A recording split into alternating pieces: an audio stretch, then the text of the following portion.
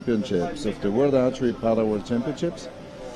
Sherry, I'm happy to be here with you. We know each other so long years, and it's the first time we are together online. It's exciting to be here. We are here this morning from 9 to 11 to follow with you the last day, the individuals of the World Championships. And we just jump in the bronze medal match of the Women W1 Open. Facing on target number 1, Zhang Lu from China against Jessica Stratton from GBR. And we saw first arrow, Jessica shooting at 10. We just jumped into the competition. And Zhang answers with a 10X, I believe. But Jessica started out with a 10X. Wow, another one. Starting out very confident. Both placed in top rankings, 3 and 4. Jessica was third, Zhang Lu was fourth. Now Jessica with a strong 2Xs and Zhang Lu with a 7. It's a beautiful day here in Donaueschingen.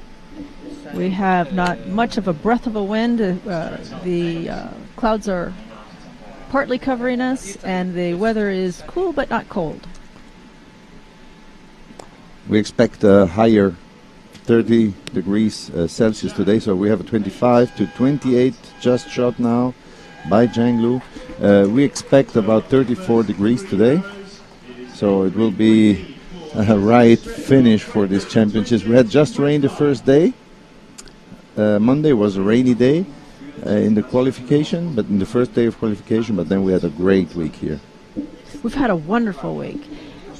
In addition to Andreas sitting next to me here today commentating on the activity in front of us, he has also been very instrumental in the production and the administration of this event. Planning, responsible for the field setup, management of it, resourcing volunteers, and we have had absolutely, not to just praise Andreas, but the whole organization has done a marvelous job of supporting these athletes in this competition here. We have 160 volunteers that they wanted to do this job, and they did it great. It was for me a pleasure to be the competition manager of this. You did so often tournaments, from the Olympics to other minor tournaments. You organize everything. You know how much work you need to be done and how much you have to rely on these volunteers. Volunteers are absolutely critical to many events. It doesn't matter whether you're putting on an art show or an archery competition, or here where we are at the horse show area. It's an equestrian facility and it's normal everyday use. It requires many hands, many feet, many strong backs to make sure that the job gets done. Starting end number 2, the athlete with the lowest set score will start out the shooting, and that is Lu Zhang from People's Republic of China. X. Each athlete has 20 seconds to shoot their arrow.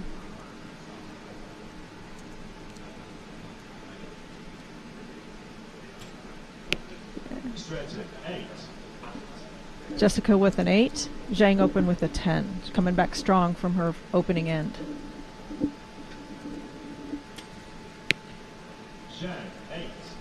Zhang shoots an 8. These ladies aren't wasting much time. They're down to business quickly. The bows are loaded as soon as they see the time start on their lane. Stratton with a 9. It is close. The spotters have called it a 9. We'll wait to see when the shots are confirmed whether it is in actuality. I'm really also amazed about the speed they shoot. They have no need to speed because they're really good conditions, but it seems this is their pace and they're comfortable with it. We have Zhang finishing with 52 and Jessica with an 8, so 52 to 53 after 2 ends. Just a small advantage. So nice Zhang match. came back. So this is a little bit different from some of the action we saw yesterday, which was many compound events or many compound matches. Compound matches are cumulative score and they go by score. And so the athlete with the highest score at the end of 5 ends was declared the winner. In recurve archery, I'm sorry, we are shooting compound archery this morning. Yeah, I only. apologize. Yeah, so there were total score here. The athletes will shoot 5 ends. and the cumulative score will win the match. If they're tied at the end, we go to a one-arrow shoot-off. And after, as I said, after two ends, everything is almost even. So it may be an exciting match, also because in the qualification, both were had the third and the fourth spot, so they were very close. Jessica had 640, very good result. 640, and then in the quarterfinals she beat Vicky Jenkins, 134 to 115, and Joe Frith with 140, 132. She lost there. Joe will be in the next match in the final. While Zhang Liu lost against Krutova from Russia in the shoot-off in the quarterfinal, and in the semi-final she lost against the second on the qualification, Guo Ying, also from China. So we will have China GBR in the final. Scores have been confirmed by the judges. We're down by, Zhang is trailing by 1 point, and she will again start the shooting first on this third end of competition. So up and at full draw. Keep 7 to start out with. A little high.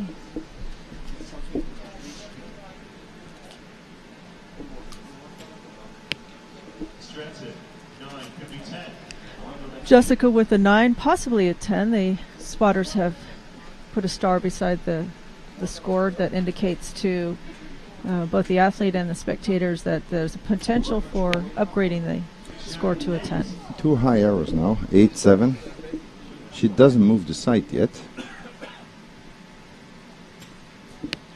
Jessica with a strong 9. Solid. Again, both athletes got a nice quick rhythm and pace. We're moving along.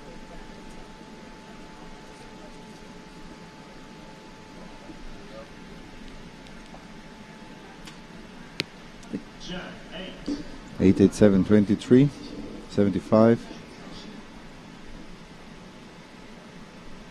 And Jessica, I expect her to shoot another 9 or 10. Yeah, it's a 10.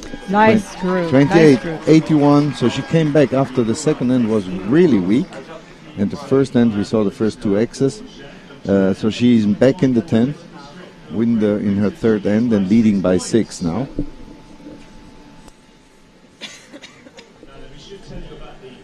In compound matches, an individual compound match round consists of 15 arrows shot in groups of 3. And as we've said before, the winner will be the archer with the highest cumulative score at the end of those 15 arrows. We're currently just finishing up and scoring the third end, or 9 arrows through the match. Some words about the stands. At the moment you see the stands quite empty. It's early in the morning Sunday here. Germans do many other things in the morning before they start looking and watching sports. So we had yesterday quite full stands. I think we were counting about over 500 people on the stands. We've had a great bit of support from the community here all week, Andreas. They've come in and been a present in the stands every day, and I think a lot of them are getting real education about A, archery, and about B, para archery. Yeah. So they're seeing some athletes with some physical challenges that are excelling very well out on the field of competition. We saw now that Jessica's arrow was upgraded, so she's leading by 7. It was a 29 from her side, so 82 to 75. Zhang Liu still shooting first.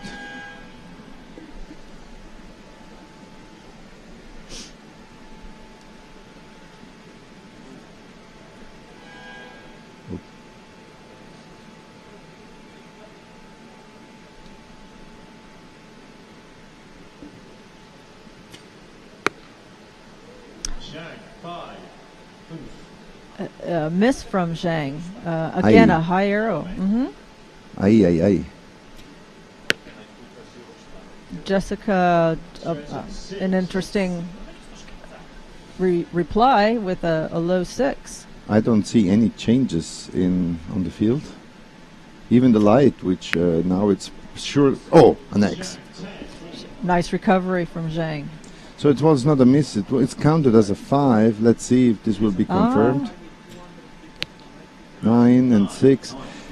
Let's say the light will change during the day because the sun is coming over the stands. But at the moment, it's really not affecting anything, I think. And 8. 10, 8, and probably a 5. Our spotter has a much better eye than we have. Experienced archer from Italy, Andrea Gabardi from the Janzeo team. 976, 104 to 98. 6 points lead. We have to check if this is really a 5. That's logically a penalty. If you don't shoot, if it doesn't touch, you lose 4 more points. It's not the 4 that you shoot. That's the rule here with the smaller 50-meter targets, 80 centimeter, 10 to 5 rings. In the compound rounds in World Archery, in the international rounds, the archers do not get the luxury of having the entire scoring face to work with. They have reduced the size to just rings 10 through 5.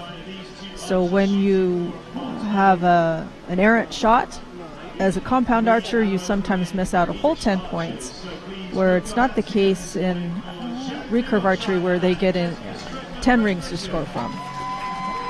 And they benefit from that, obviously.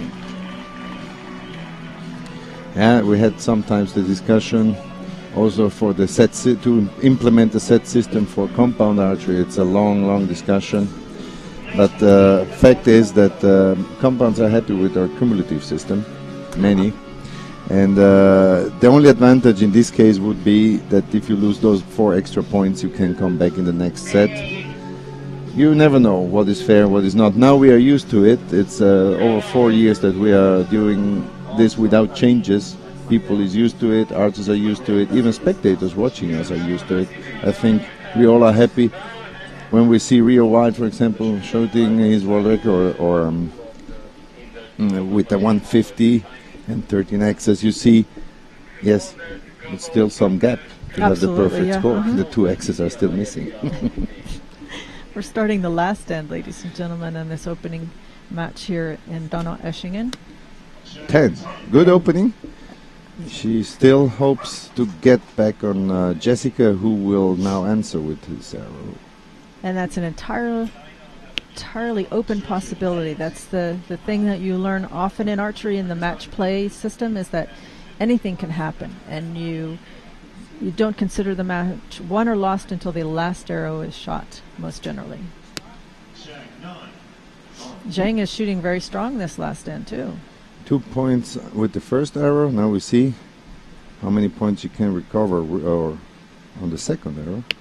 Oh, no. Britain sees, I think she sees her coming up behind her and decides to... It's a 3rd X. Yeah.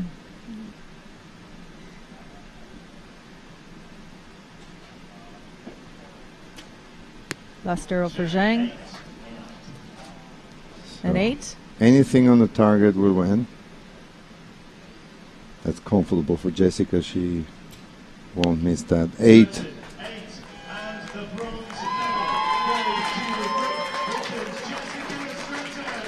And we have a bronze medalist from Great Britain. They are prominently competing in our morning's activities, Andreas. They've got people in the next 4 matches. So in the first 5 matches, we're going to see someone from Great Britain. And then later on in the morning, we're going to see another GBR athlete. So they've come here with an experienced squad for some, and some what we call rookies in other positions, but they're doing well, as we see by the playlist for the rest of the day. Another thing that this event accomplishes not only crowns a world champion, but it is also the place where these athletes can earn quota places for the Paralympics for their country. And we have them for teams and individuals, and on Friday we had an extra tournament to give some extra 3 individual quota places. So most of the spots for the Olympics that have to give out for this event already are given. This next match, though, is a quota place to be won, if I'm not mistaken. Though in the W1 gold medal match, there is a place that the archer who wins world champion is automatically earns a quota place for their country. Right now, at this point in time, Great Britain already has 7. It looks like 7 quota places won for Rio, and China. 2. 9 places 9. already they've won. Okay. Yep. That's quite a few.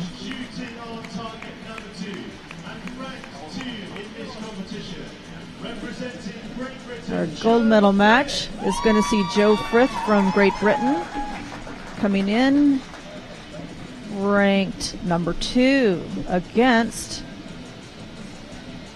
Guo Jing, also top ranked. She was the leader with also 640. Both archers with the same score, but Joe was ranked 2nd, while Guo Jing won the qualification. We have already now about 50 people on the stand. You don't see them because they are sitting just on the shooting line. We expect some more. It's a beautiful day. We have concessions here. We have ice cream. We have many amenities for our spectators compared to what we are used to. I think this event was definitely a step forward for para-archery. It has everything that we find in many of the large events that World Archery does, the World Cups and other major events for them. So for those of you who don't know, para-archery and the para-archery division is fairly new under the umbrella of responsibilities at World Archery. It's about, I'm thinking about 10 years now that the 2 organizations have moved. Para-archery formerly being under the International Paralympic Committee's governance and responsibilities. We're excited to have them as a member of World Archery, and they bring a lot of exciting archery to our members and our spectators who watch us worldwide. Guo is shooting first in this match. Looks to the coach for confirmation on the shot. It was a strong shot. 9, just a little low, just a little left. First starts out with an 8. Both of the arrows to the left on the targets.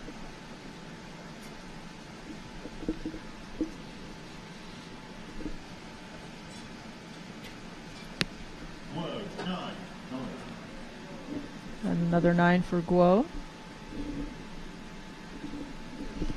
You see her looking back, checking with the coach for confirmation, either on points of technique or where the arrow is located. Joe answers with a 9, just down by 1 at this point in time. It's early in the match. And the third 9 by Guo Jing. 27 points. 10 needed for Joe to tie this first. No, it's a 9-9-8, 26, so 26-27. But a nice group. She can certainly definitely make an adjustment in her sight, drop those arrows down just a little bit, and be Mike Peart, right in the game. Her coach, very experienced archer. He was shooting in the British national team, both recurve and compound, at a high level. And he is now the head coach of the Paralympic archers in Great Britain. And he just went there and she moved aside, so we see what will be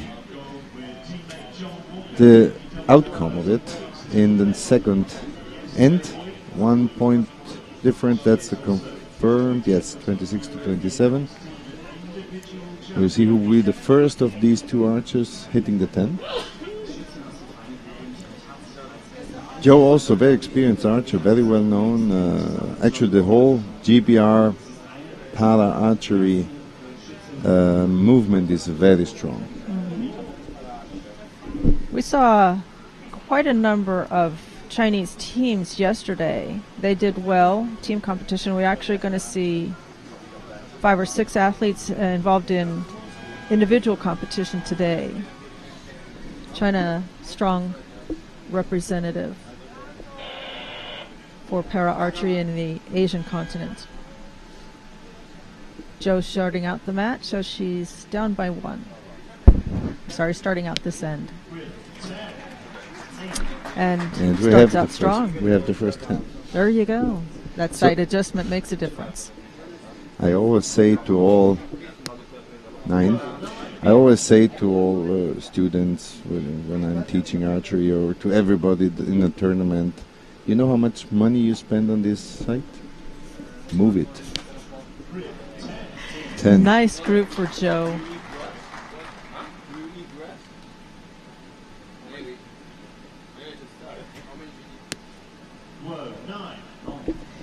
Another 9. Quite a number of years back, I was at our Olympic trials event in the States. 8. 28. And we had been at the tournament for 3 or 4 days. And as the selection process went, the numbers were down to maybe the last 8. And a coach, a familiar coach in the American scene, very loudly stated to his athlete, you know, they make those sites movable for a reason. And the rest of us around him laughed because it was obvious he was trying to get across a message. The archer just shrugged her shoulders and said, okay, whatever, coach. Sometimes they're really not listening. Yes, it's true. Sometimes you have to beat him over the head with a stick before it makes a difference. But once they learn that lesson, it's usually embedded fairly strongly in their memory banks. Arrows are being pulled. The scores must be confirmed, and we are 27 for Guojing and 28 for those ends respectively, which brings us to an even match, 54 for each athlete. So that means that Guojing will start the next end as she started the first end. Whenever you have a tie in either the cumulative score for compounds or the set scores for recurves, the athlete who started the match goes back to starting the end. Archers have received their instructions from the line judge, and he takes his place. And the signal is given to start. The archers get a 10-second ready period before the timing sequence starts. As we've mentioned before, they get 20 seconds per arrow. These ladies have just another nice rhythmic shot. It's up, it's no nonsense, it's get the shot done. Guo starting out with a 10. Zhou Firth starting out with an 8. Guo answers with another 10. She stepped up her game just a little bit after having seen Zhou start out with 2 10s on the last 3 arrows. She's decided to challenge her. 9 for Zhou.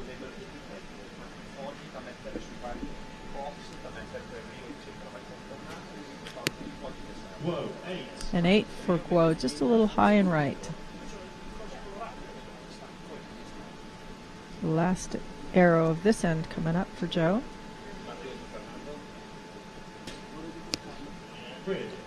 And it's a 9. Tentatively, the scores for that end is Guojing with a 28 and Zhou Frith with a 26. 2 points lead.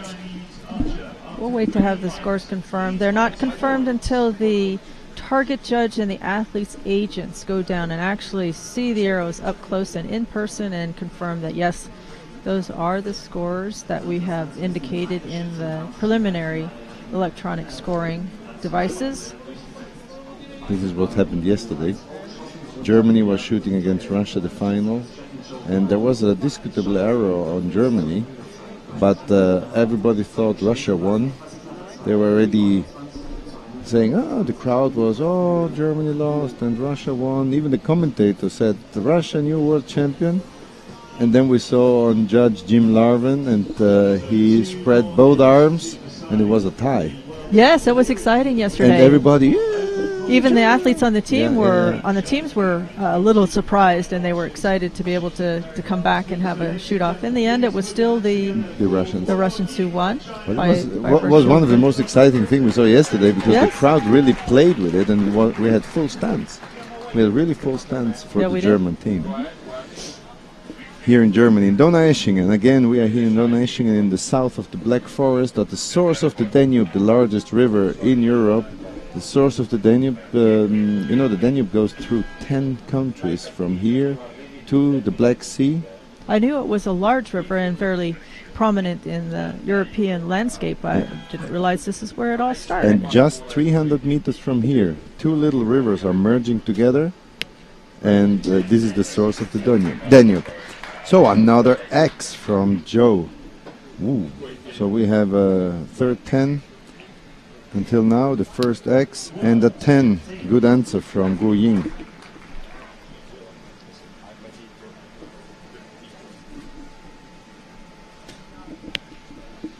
Whoa, second X. I think she's got her mind set on picking up those 2 points she lost last end. Yep. Guo's not necessarily shying away. High level. We are in the gold medal match. We should expect those reactions out there. Very nice group for Joe. 109. So she won't make that result that she did against Jessica in the semi-final, where she had 140 to 132. 28. So 110, 19. She picked up. Joe was able to pick up 1 point against Guojing. This is the frustrating thing. If you shoot maybe a perfect 10-10-10, and they'll shoot a 10-10-9, you do the best you can do, and you just gain a point. Yes, and it is in the end. Sometimes it's a game of inches and millimeters. We've seen very often since we brought the match play into effect, the tying of arrows in shoot-off situations where it's too close to call. It's meaning it's less than a millimeter in distance between the arrows on two separate targets by two different archers that are shooting in a shoot-off situation. It's less than a millimeter, and it's called a tie again. At both the 50-meter compound distance and the 70-meter recurve distance, it's absolutely amazing. Two different archers can be so consistently shooting against each other. And we in archery think that's the exciting part, that the degree of competency is very high. The scores are confirmed. So Joe will start this last end of this gold medal match for Compound Women Open.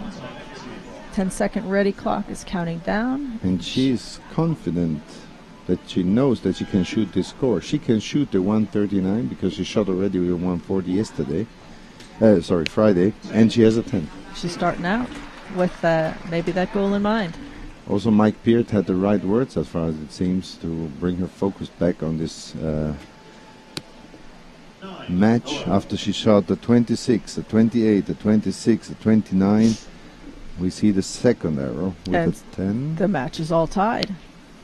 Ooh, that was a very fast arrow. I was just going to comment that both ladies had a nice quick rhythm, and maybe that was shot might have been a hair quick for Joe. Oh. Jing answers with a 10, and she leads the match at this point, 2 points up.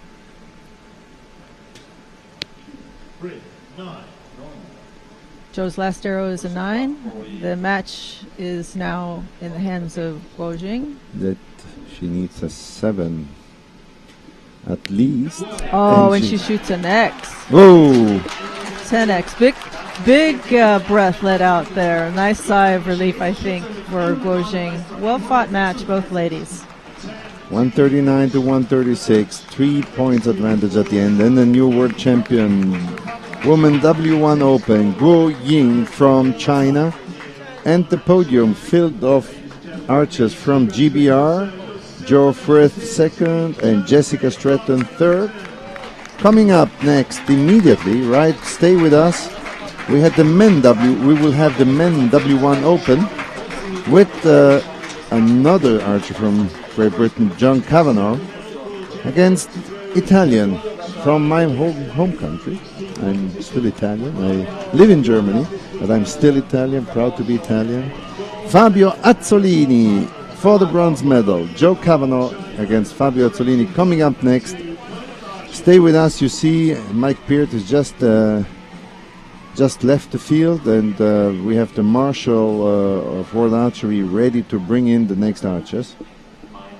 I'm familiar a little bit with the depth that John brings to the competition, Andreas, but I'm not real familiar with Fabio. Is he a long-time archer or fairly new? Fabio Azzolini is one... if I see the faces in the team of the Italian para team, many are well known over the years. We had Oscar de Pellegrin was one of the first big archers. Even actually, he was shooting even international events, not in para archery, in the able-bodied events. In the able-bodied, and he is now the vice president of the Italian Federation, and he's working on. But for example, Fabio is a long-time archer. He's over the years always present, and we have three new archers, three young girls that perform very well. And the important thing in para archery for me is that we just said it. You can shoot with able bodies in the same tournament. Archery is one of the easiest sports to accommodate people with physical disabilities and welcome them in the competition with people of all ages and all abilities as well. We're going to see later on today our first match in the afternoon. Our first two matches are going to be the visually impaired athletes, and some of you out there listening and watching in your homes may think visually impaired, and yes, they are in one class essentially blind. They have no discernible visual acuity, and they are required to shoot with blackout glasses or blindfolds on. In the other category, the V2-3 category, they have some sight, but it is measured in a classification requirement to be that they are the same across the board or within certain parameters. John Kavanagh looks like is going to be starting out this match on target 2. He is the higher ranked archer of the two, coming in 7th from the qualification round. 6 high. Is it a smile on Fabio's face after the 6? I don't think that. He has still to shoot his first arrow. I think it's a little too early to start smiling about that yet. Oh, nicely placed arrow though. Fact is, I know Fabio, he's a very a person bringing a sunshine, a smile every time he comes in, as most of these archers. In 1 week, I didn't see a lot of disappointment. Well, I think that has a lot to do with the amenities that have been supplied here too, that the transportation has been consistent. The grounds have been very welcoming. They've been user-friendly. It's easy for the athletes. We have a full-size practice field on the backside of the stadium. They can go and continue to fine-tune their form and technique. Right now, John Kavanagh sits with a 22 for this end, and Fabio is shooting his last arrow. Right at 19. Let's go. Nice start for Fabio with a 28. John has his work cut out for him.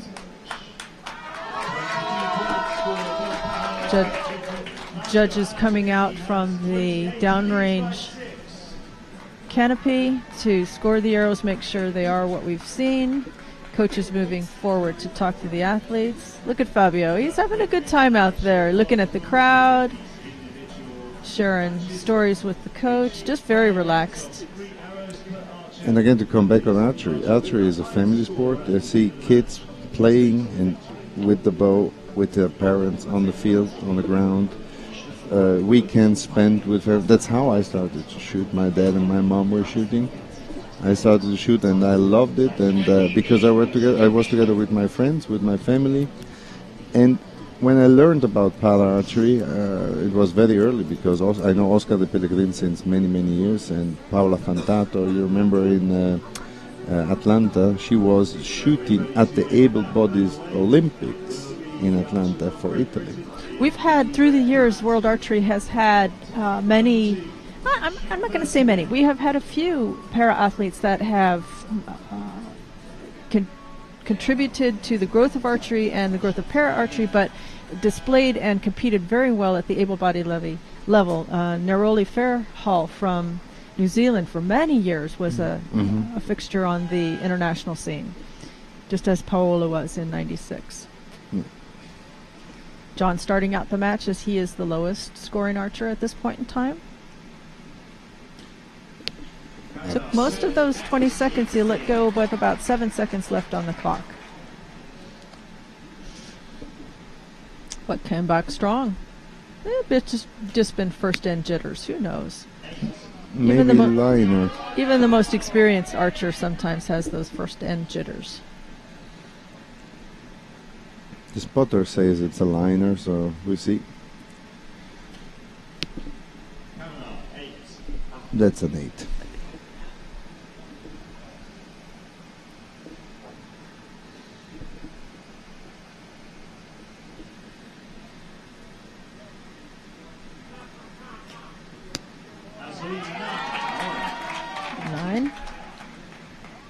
And you see the W1 are shooting compound, but without a scope, so they have just a recurve target pin on it.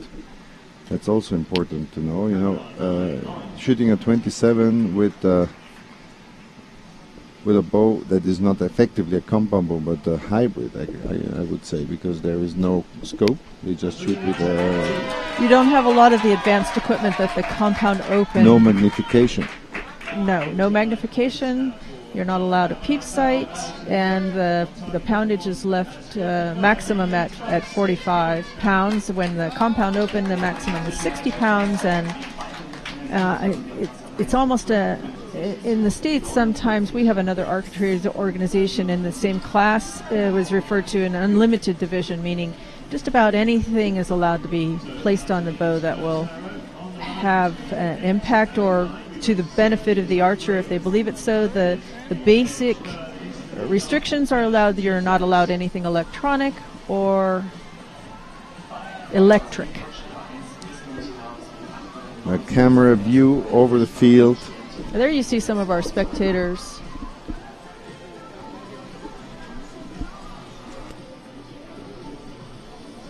In the stands. As Andrea said, it's still a little bit early. It is Sunday morning. People may be taking time for family. We appreciate the people who are here, though, and the athletes who have come to support their teammates out on the field.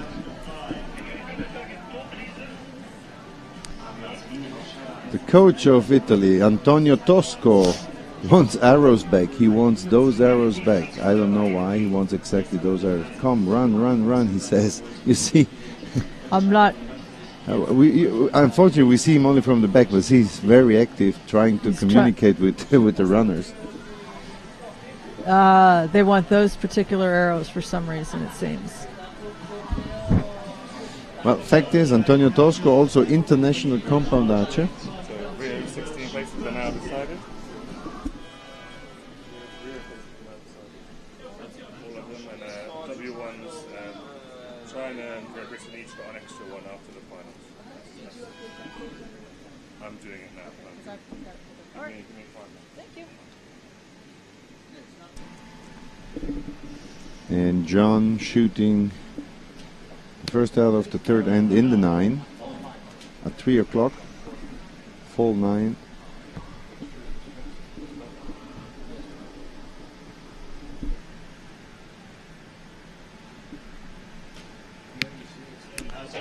Fabio with an 8. He has still a 5-point advantage on the board.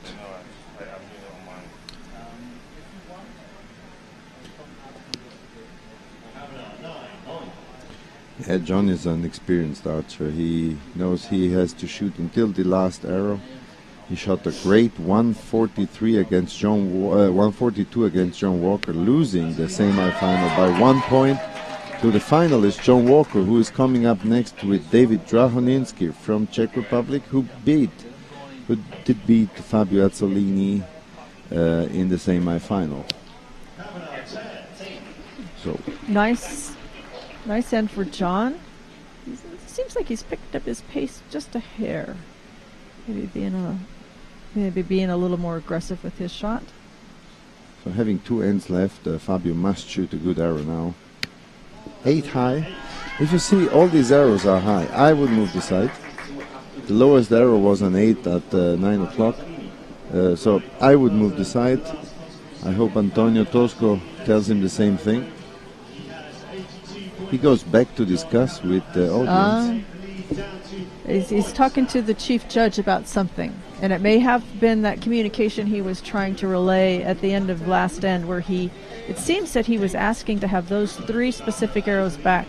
What the scenario that happens here is that the athletes shoot 3 arrows, then the arrows are pulled from the targets. They stay down at the canopy at the far end of the field, and then in the exchange, when the second set of 3 arrows are being scored and pulled, the first set of arrows come back. So the athlete has to have at least 6 arrows in their quiver to start out the match. And then once the match begins, they'll only have 3 arrows, unless they have additional arrows. But 6 arrows to shoot the match. They'll have a rotating set of 3 that goes around. And it seemed that the Italian coach was asking for the arrows from that one particular end, that second end, to come back as soon as the end was being pulled, and it's not the usual. It's not to say that the request is out of bounds by any means, but it's just not the usual mechanism and the rotation for getting arrows back to the athlete. So we run into the 4th end, and with a 4-point lead by Fabio Azzolini. By the way, he has lost 2 points in this end, so John's making up a little ground. He still has a way to go. He's down by 4.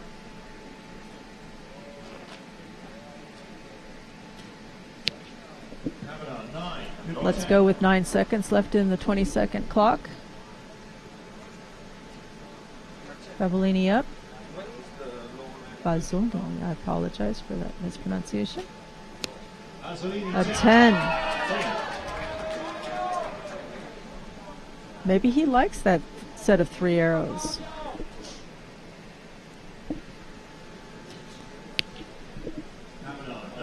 John starting out strong, 2 9s. The first arrow has been labeled with a star, meaning that the spotter is not sure that it is the possibility of an upgrade to a 10, based on what we see back here. The spotters are back here with Andreas and I in the control area.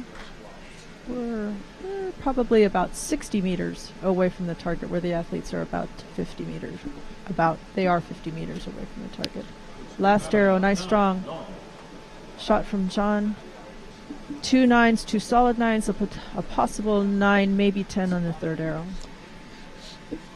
I was a bit distracted. I replied to Dylan De Vries and updated you on what we see today. We see archers from China, Italy, USA, Korea, Czech Republic, Australia, Russia, and Iran, together with those load of British archers. So I hope archers and friends worldwide will share our link and have us online the whole day and follow our Para World Championships, the last day. Dylan, are you watching anybody in particular? You have a favorite home country you're supporting back there, wherever you're watching from? As far as I see, he's from Netherlands. Okay. So this is the first nation following us and interacting with us. By the way, we are followed all over the world through our channel. Yeah. If you've got a question or want a shout out to somebody, let us know. We'll keep you online. He already told us World Archery, love it. And we love archery as well, since a lifetime, Sherry. The lifetime. Yes, you grew up in the sport, Andreas. I know your mother from her days as a world famous field archer, and head coach of the Italian team yes. at that time. So John Kavanagh will shoot this first arrow, trailing by 1 point. That arrow that was in question with John's was kept at a 9. It was not upgraded to a 10. Fabio has it in his hands. John must shoot his best end to try to get this bronze medal. He has fought back quite a ways. He's only down by 3 at this point. Yeah, 1 point per arrow is possible. 3 10s would be nice about right now, he's probably thinking. Looking nice.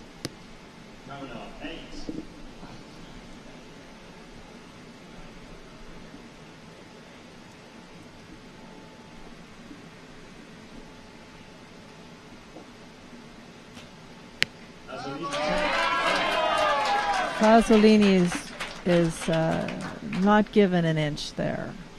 He's going to make John have to work very hard if he wants to challenge him.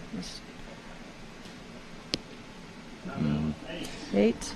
We have seen yesterday Italy winning already some bronze medals. Actually, they won all the bronze medal matches yesterday, so this seems to be a rule for this tournament that they want to have all their bronze matches won. So Fabio with an 8.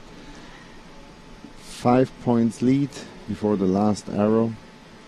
So he needs a 10 to keep his hope alive. That's an X. Nicely done. So everything in the blue brings Fabio at least to a tie. But he didn't, as I said, he didn't shoot less than a 7. Nope. He shot a 9 now. 135, 131. We have Fabio Azzolini from Italy winning his bronze medal. Celebrating, and you see the friendship of these archers, yes. Shaking hands, going together. That's something I really appreciate here. They are so normal people. Archery, in the scope of other sports, is a fairly small sport, and many friendships are created on the competition field of play that last a lifetime, and you're excited to travel to international events to see old friends and renew those relationships. And with email and Facebook and Twitter and all the social media that we have, it makes it easier to stay and keep in touch with friends that you meet across the world. There you go. That's it, folks. That's exactly the picture. Coaches alike sharing. The judges encouraging them to make it snappy because we have a lineup today and we've got a lot of matches to get through. And we are at the moment 2 minutes delayed. Oh, but we had a nice time seeing those guys. Friendship shared. You see, that's important. yes. Coming up, the gold final against another archer from Great Britain, John Walker. Fairly new to the squad, I've been told. But at a high level, I saw him shooting sometime. I know John quite good. And we have David Rahoninski, who made, I don't know if only a European record, if not a world record. I have it not in my mind properly. Definitely I saw him in Almere at the European event, at an European event this year in May, where he shot great. He's really focused on what he's doing. But here we see John Walker. David is a longtime para archer, talented man from the Czech Republic, well known across the world. He's taken the time to personalize his archery gear. There's John being introduced to the crowd. Nice wave. You see that John won't use his right arm, as far as I know. And David is coming. There he goes. He's got the The red, white, and blue hair. It says from the crowd, let me hear you. He has his Czech flag on the hair. He has his red, white, blue hair, showing that he is Czech Republic. He is the archer in the Czech Republic, the para archer since years. Strong archer, very nice person, by the way. And it will be, in my eyes, it will be a very nice match again, and it will be there. First-ranked archer in the elimination, who was David Drahoninski with 672 points, while John Walker was third. John Walker beat Azik Omer 143-117 in the eighth final. Konstantin Donskoy 141-119 in the quarterfinal, and John Kavanagh 143-142. So he shot 3 times over 141. That's a very high score. And consistent as well. Yes. While the highest score was shot by David in the quarterfinal with 144, beating Jean-Pierre Antonius. In the semifinal, he beat Fabio Azzolini 138-117.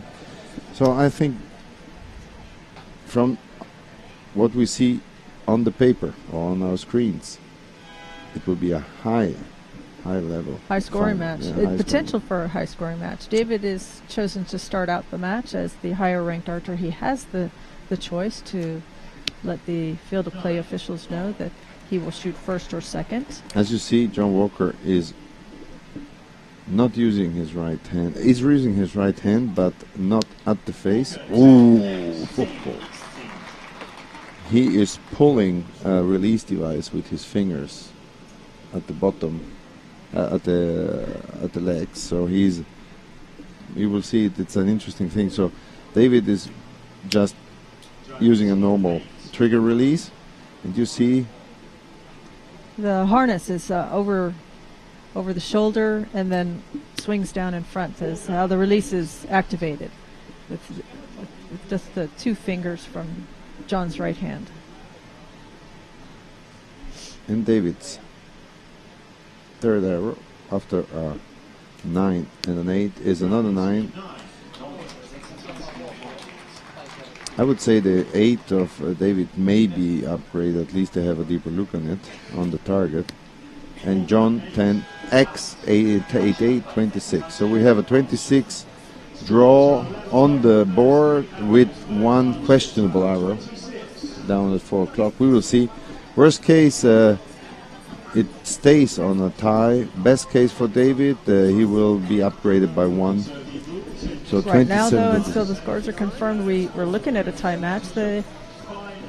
So what goes on at the target? Each archer is represented by an agent. That can be a team official, a manager, or a coach, or it can be another archer on the team who goes down and acts in the best interest of the archer that stays on the shooting line here. This is usual practice. It happens in para archery events, and it happens the same in able-bodied events, so that the match can move along and progress a lot quicker, so we can bring you match after match after match without a lot of waiting time for walking down to the target, scoring the arrows, walking back from the target. There is both a scoring judge at the target area and a target judge with different responsibilities. The target judge is there to solve any disputes between the 2 archers' agents on the value of the arrows as they sit in the target. The scoring judge will enter the scores into the electronic scoring device and then confirm via radio with scoring management that the scores are confirmed. And they have been confirmed. We have a 1-point match. The lowest scoring archer will start out the next end, and that will be John Walker. Not by much, but 1 point.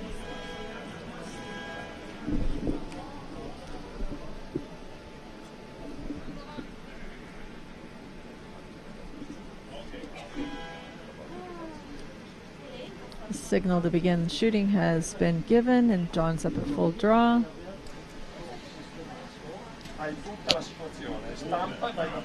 And 9, just to the left. As you see, it was upgraded. It was a 9, so it's a 27 to 26 after the first end. 9 starting from John. As you said, David shoots at 9, so still a 1-point lead. We're blessed with another gorgeous day of shooting. The wind is registering at 0 meters per second. The windsock just hanging with no flutter whatsoever. We've had beautiful shooting weather all weekend in Donaueschingen.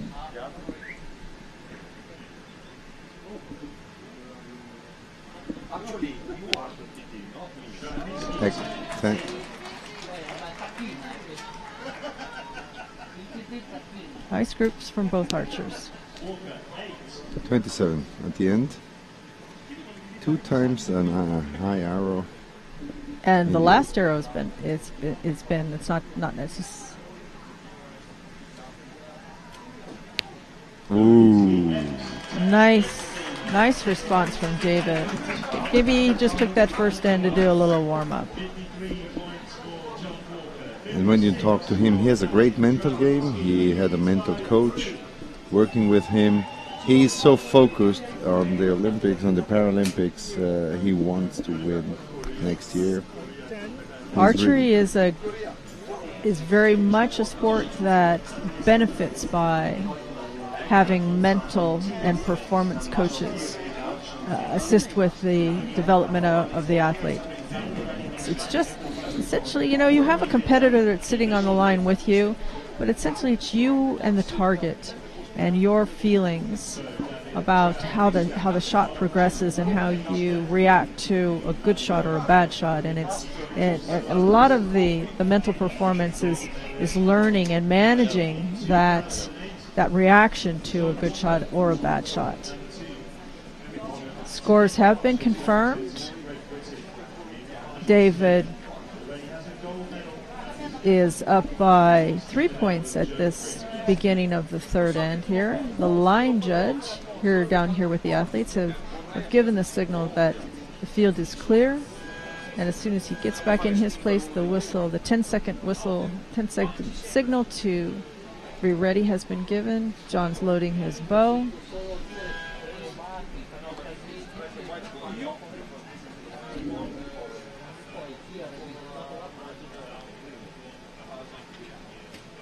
You don't see much movement in that bow arm with John. He's got a steady shot. It's a 10.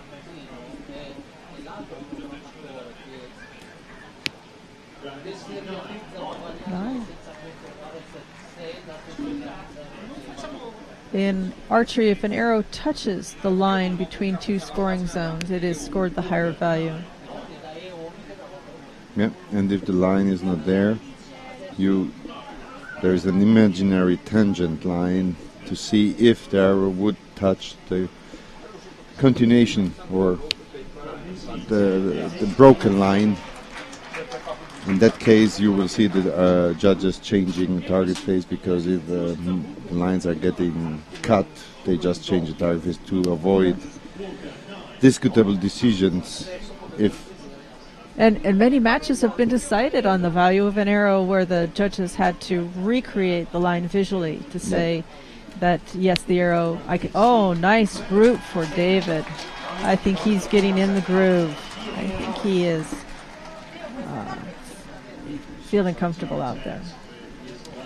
And I think these guys now out there are in a luckier position than the archers shooting this afternoon, because it's, as you said, not too hot yet. It's a very nice temperature. It's just over 20 degrees, 23 to 24 degrees it was before. So we will have 10 more degrees at lunchtime or just after lunch when we restart. Just a short note on our schedule. This afternoon we will start at 1:30 Central European Time with visual impaired, VI 1s and VI 2 and 3, so the 2 categories we have in the VIs and the visual impaired archers. From 3 p.m. on, Recurve Women Open, and 3:30 the Recurve Men Open, to be finished around 4:15 with still our medal ceremony. So please stay with us until the end. We will also have medal ceremonies in the morning, by the way. We will have the W1 Open Women, W1 Open Men, where we see now the gold final, followed by the Compound Women Open and the Compound Men's Open, which will finish around 11:30 with the medal ceremony. So stay tuned, have fun, and support your favorite archers of each match. In this case, tell us, who is your favorite? Tell us online, who is your favorite? Who will win this match?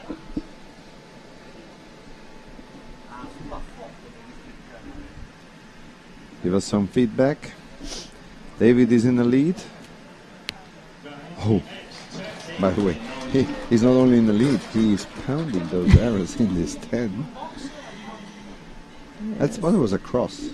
He hit the X.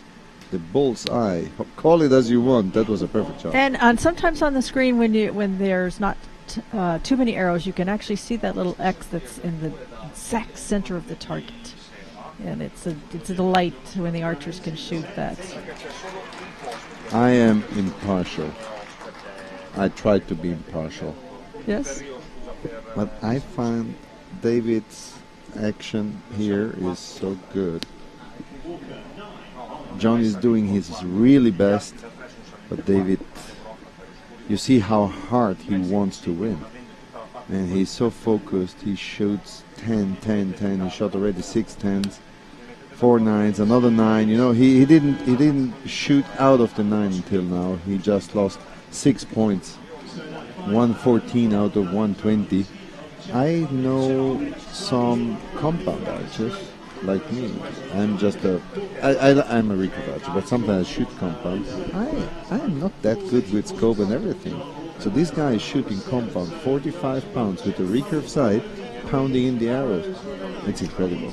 I'm really amazed. These scores are competitive with what the able-bodied archers are shooting at the world level. Without a scope, by the way. Yes. And 45 pounds. It'd be interesting to see what they would do with the same equipment as the so David, recurve archers. Really great archer. John, working with a completely different technique due to his disability. He had to adapt his bow and his way to shoot.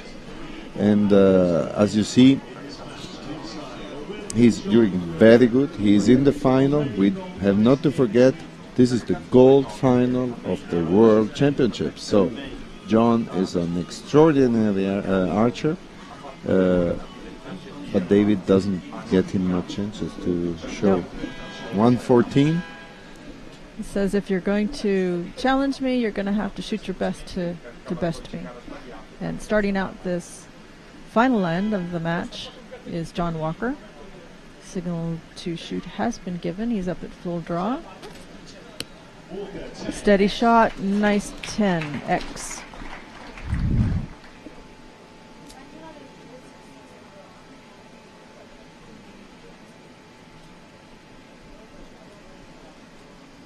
So you may be wondering what an X is for, and in the case of outdoor target archery, an X is used to help solve ties that are determined by score.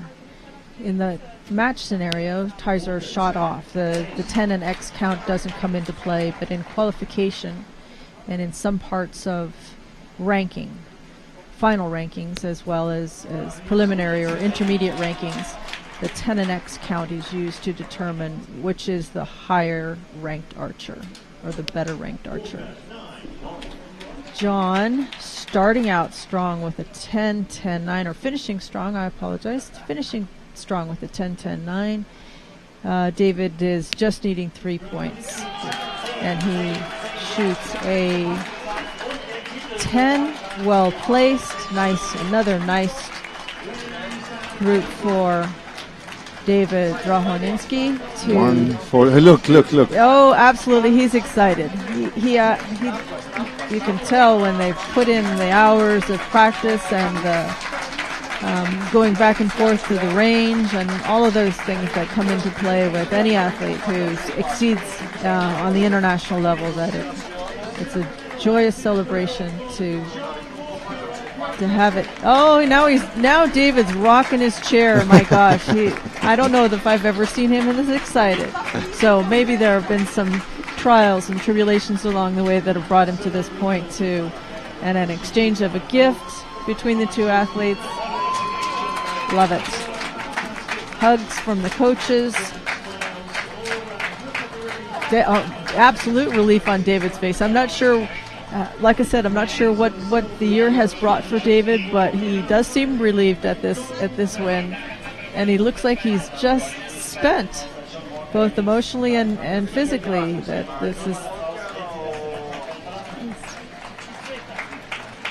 this win. So congratulations, both athletes. Well done.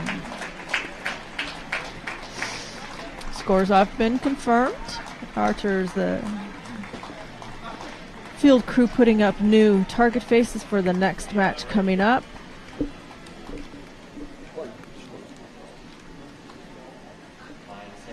And our next match will be the bronze medal match for the Compound Women Open. We are moving along fairly quickly here this morning. Just ticking off the matches, seeing the competition unfold in front of us. And this match brings us another archer from Great Britain. We have Mel Clark. Mel ranked third after the qualification round, and she will be shooting against Misoon Kim from Korea, who ranked first. Both of the ladies turning in impressive scores in the qualification round. Mel with a 677, Min-Soo Kim with a 685. And in this division, 685. 685, Andreas. That again, we point out that these scores are shot without a scope. No, we've moved into the Compound Women's Open division. I was just going to let our listeners know that, and our home watchers. Because I was a little bit distracted. That's okay. No worries. But I was shocked when I heard 685. I said we are still in W1. What happened? No. Come on, but no. Now we are in the scope. So we've changed from the W1 division, and for those of you not familiar with para archery, the W1 division is the athlete that has the most disabilities, and generally those disabilities have both in the upper body and the lower body. In the Compound Open division, or the open divisions, whether they're compound or recurve, the disabilities are less, and they're generally, not in all cases, but generally confined to the lower body disabilities. The athletes have normally full use of their upper body and their arms, not necessarily their trunk, and in the case of archery, the core and the trunk area is an absolute definitive advantage when you have and can engage that core to support the upper body that shoots the shot. It makes a big difference. And Miss Kim has chosen to shoot first. The 10-second ready clock is just finishing, and now you hear the signal to begin the match.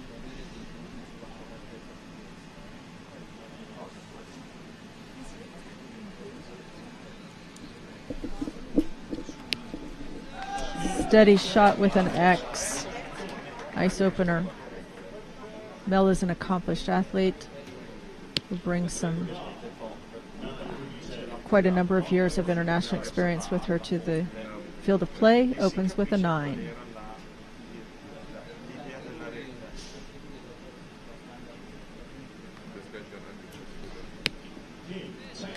A 10 from Miss Kim. On their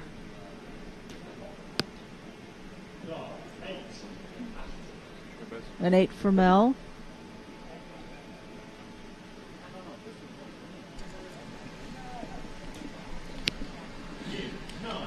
Kim with a 9, impressive opening, nice group. We're still waiting for the first 10-10-10.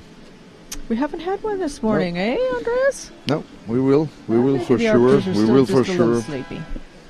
We've had some good competition, though, some nice tight matches. Yeah, but we will celebrate the first 10-10-10. All right.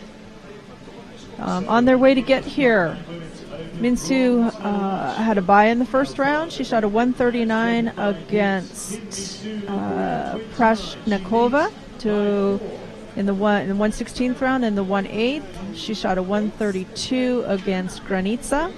In the 1/4 final, she shot a 137 against Gogol. And in the semifinals, she lost to Lin Yushan with a 139. Fairly consistent scores, 139, 132, 137, 139. And on her way to hit Kier, Mel had a bye in the 132 round, shot a 141 against Mikineva, a 140 against Rubio. In the quarterfinals, shot a 138 against Grimm. And, in the semifinals, lost to Eleonora Sarti with a 137. Between the two archers, fairly consistent scores. Should provide us a good, well-matched competition here. And we go into our second end of the bronze medal match between Kim Mi-soon and Mel Clark.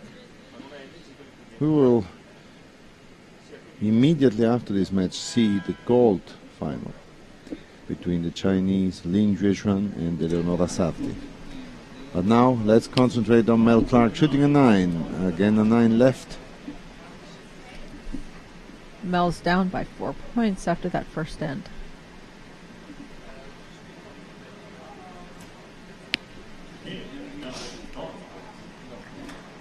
Low 9.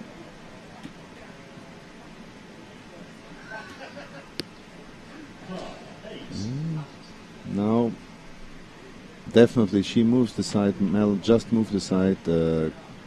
Mike Beard, experienced, knows she did it right, so she has to move into the target. Let's see if the movement she did is helping her. 10. So, 28 points. So, and her first 10 of the match. 27 points, sorry.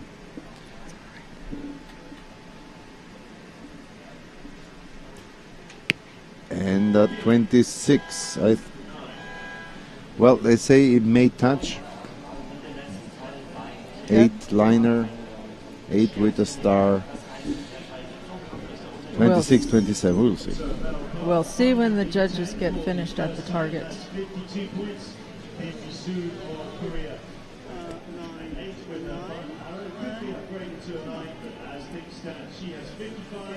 It's always good to get that first 10 of your match out there and down at the target. Gives you a sense of confidence that you are, in fact, got your sights set fairly well, your form feels good, and that you're doing the things consistently that you need to do to produce 10 after 10 after 10.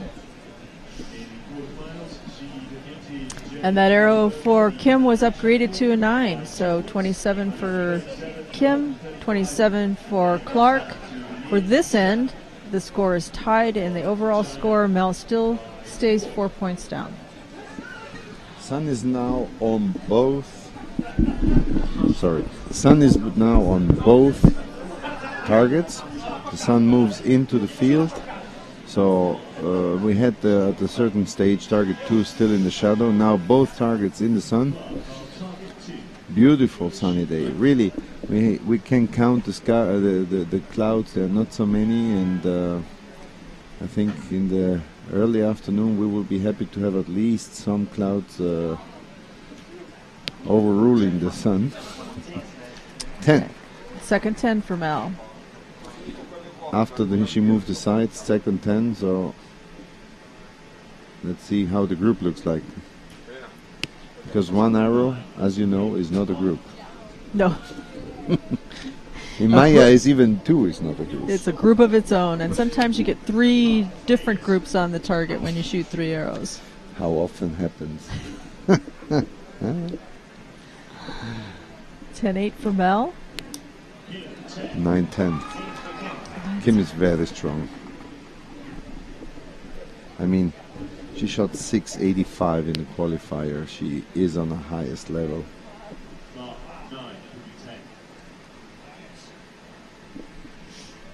Mel's last arrow is questionable there. They've noted it with an asterisk or a star next to the score. Possible opportunity to upgrade it to a 10.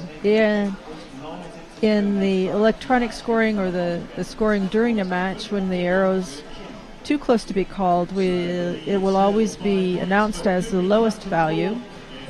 And so there's a positive outcome. It either stays the same or it gets upgraded. It's never called at the higher value and then downgraded. We always like to think on the positive. That's a running theme through archery and archery coaches, is that we try not to point out the mistakes in a negative way, but we say positive reinforcement so that the picture the archer hears from the coach and hopefully that the archer picks up on as well is not everybody's going to make mistakes. No day is ever the same from one to the next. No arrow is the same from one to next. But if you can state positively what you want to have happen, that it will produce a better picture in your mind and potentially better results at the target.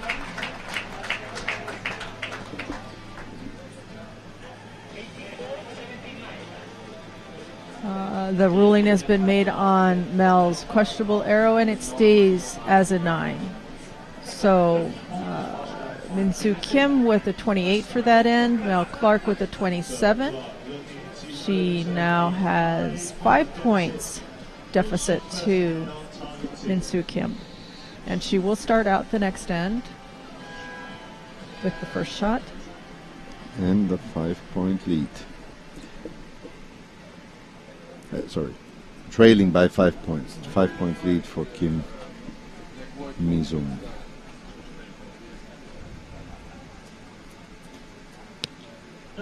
Nine. For Mel.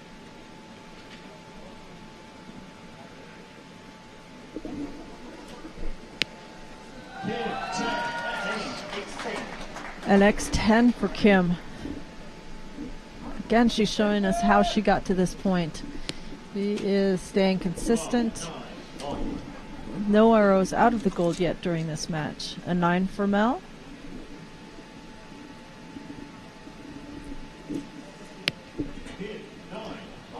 (10-9) for Kim.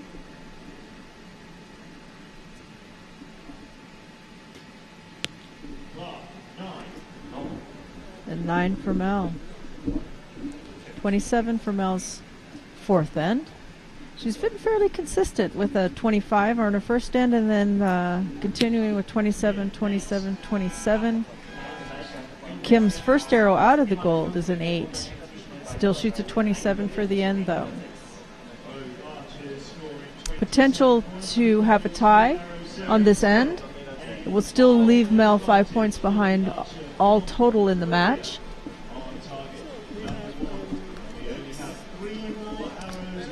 Three more arrows left in this match. The Chinese coach has given quite a few instructions to his athlete. There's some conversation going on.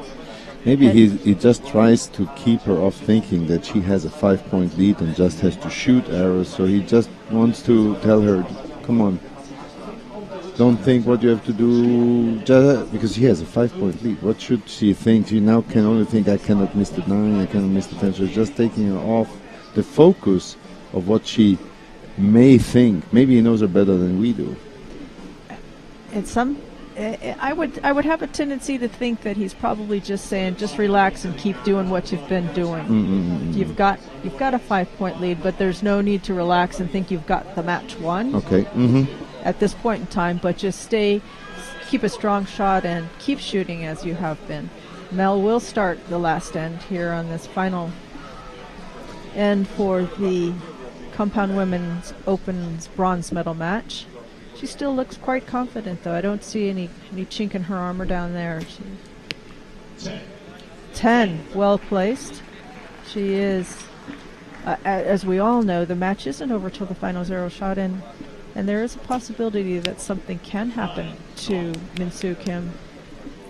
as we've seen in other matches yesterday and today, that there can be misses even at this level. In the meanwhile, I see that we have online archers from Puerto Rico, bienvenidos, from Russia and Poland, welcome, from the United States, from Czech Republic. Oh, I hope they got to see David do that. It was his a friend of David that wrote us, and he's so happy that his friend won his gold medal. So thank you for following us here from Donaueschingen in this beautiful Sunday morning in the Fürstenberg Reitstadion, where in 2 weeks they have here the World Cup of equestrian. So, and we have a gold medal winner. Sorry. Bronze medal. Come on. That's all She right. was so happy. I thought she won that. Well done, both ladies. Nice competition. Mel was able to pick up. Oh no, she still stayed 5 points down. So, still good shooting from both ladies. Congratulations. Fine performance. Thank you for the entertainment, ladies, and the opportunity to share this match with you.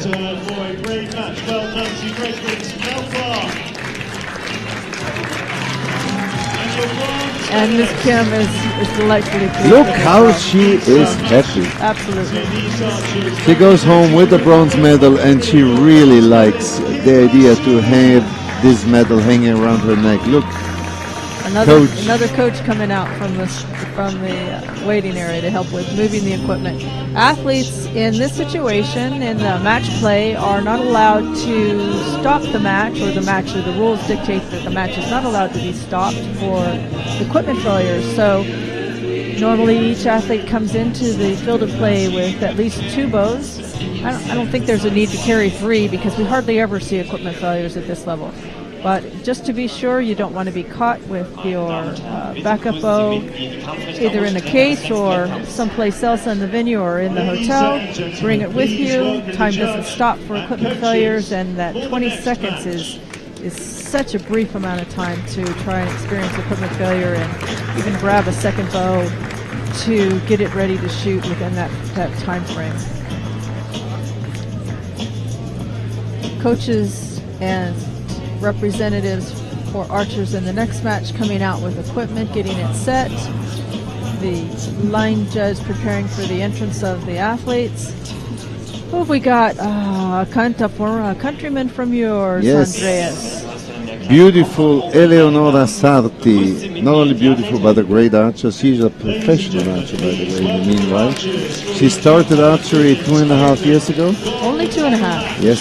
She was an Olympic, a Paralympic basketball player. And she didn't like the team event anymore. And she hooked up with archery somehow with her friends and loved it. And in between 6 months, she became the best archer in Italy. Fantastic. Coached by the other finalist, Alberto Simonelli, the finalist of the compound men. So Eleonora, she's coming in. Italians all cheering her. She will shoot out from a stool. So she's sitting her in a stool, as you see. And she's professional because she is part of police. So police is paying her salary to be an archer, and she can do that what she loves since 2.5 years.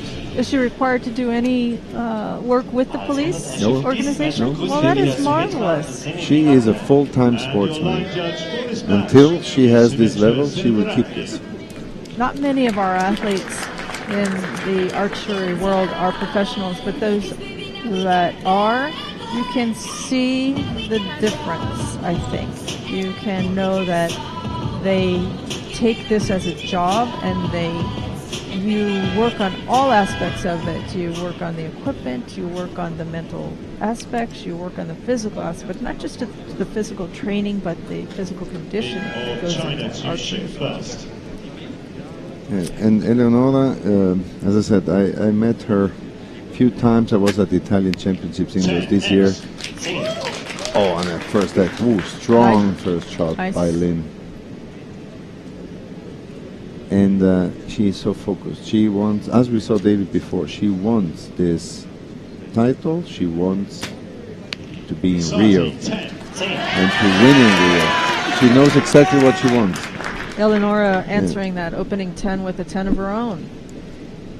Coming into this match, Eleonora was ranked second, and Yu Shanlin was ranked fourth. We should see a good match here. The scores that they've shot to get to this point have been comparable.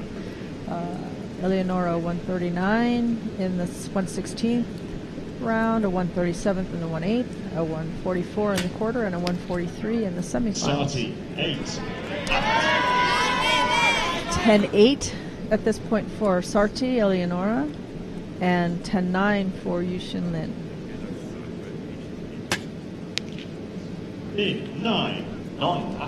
9 to round out the first end for Lin.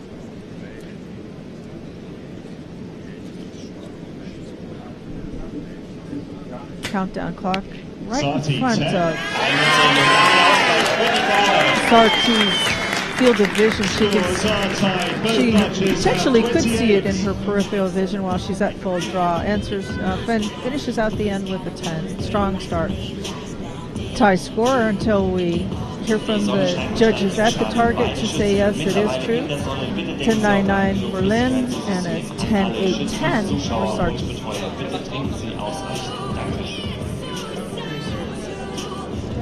New countries hooking up on our internet site and on our live feed, live stream and live interaction. Melbourne, Australia. Thank you for following us. We have archers from Slovakia and Germany. Thank you for being with us. Sherry Rhodes and Andreas Lawrence are here for you in Donaueschingen, commentating live on site the last day of these Para World Championships in Donaueschingen. Para World Championships and World Olympic qualifier, Paralympic qualifier for 2016 Paralympics. And we've been updated from World Archery Management that says all of the quota places that were up for grabs have been earned by the countries that are here. We'll update you in a little bit. We'll share with you which countries have won and which places they've won quota spots for.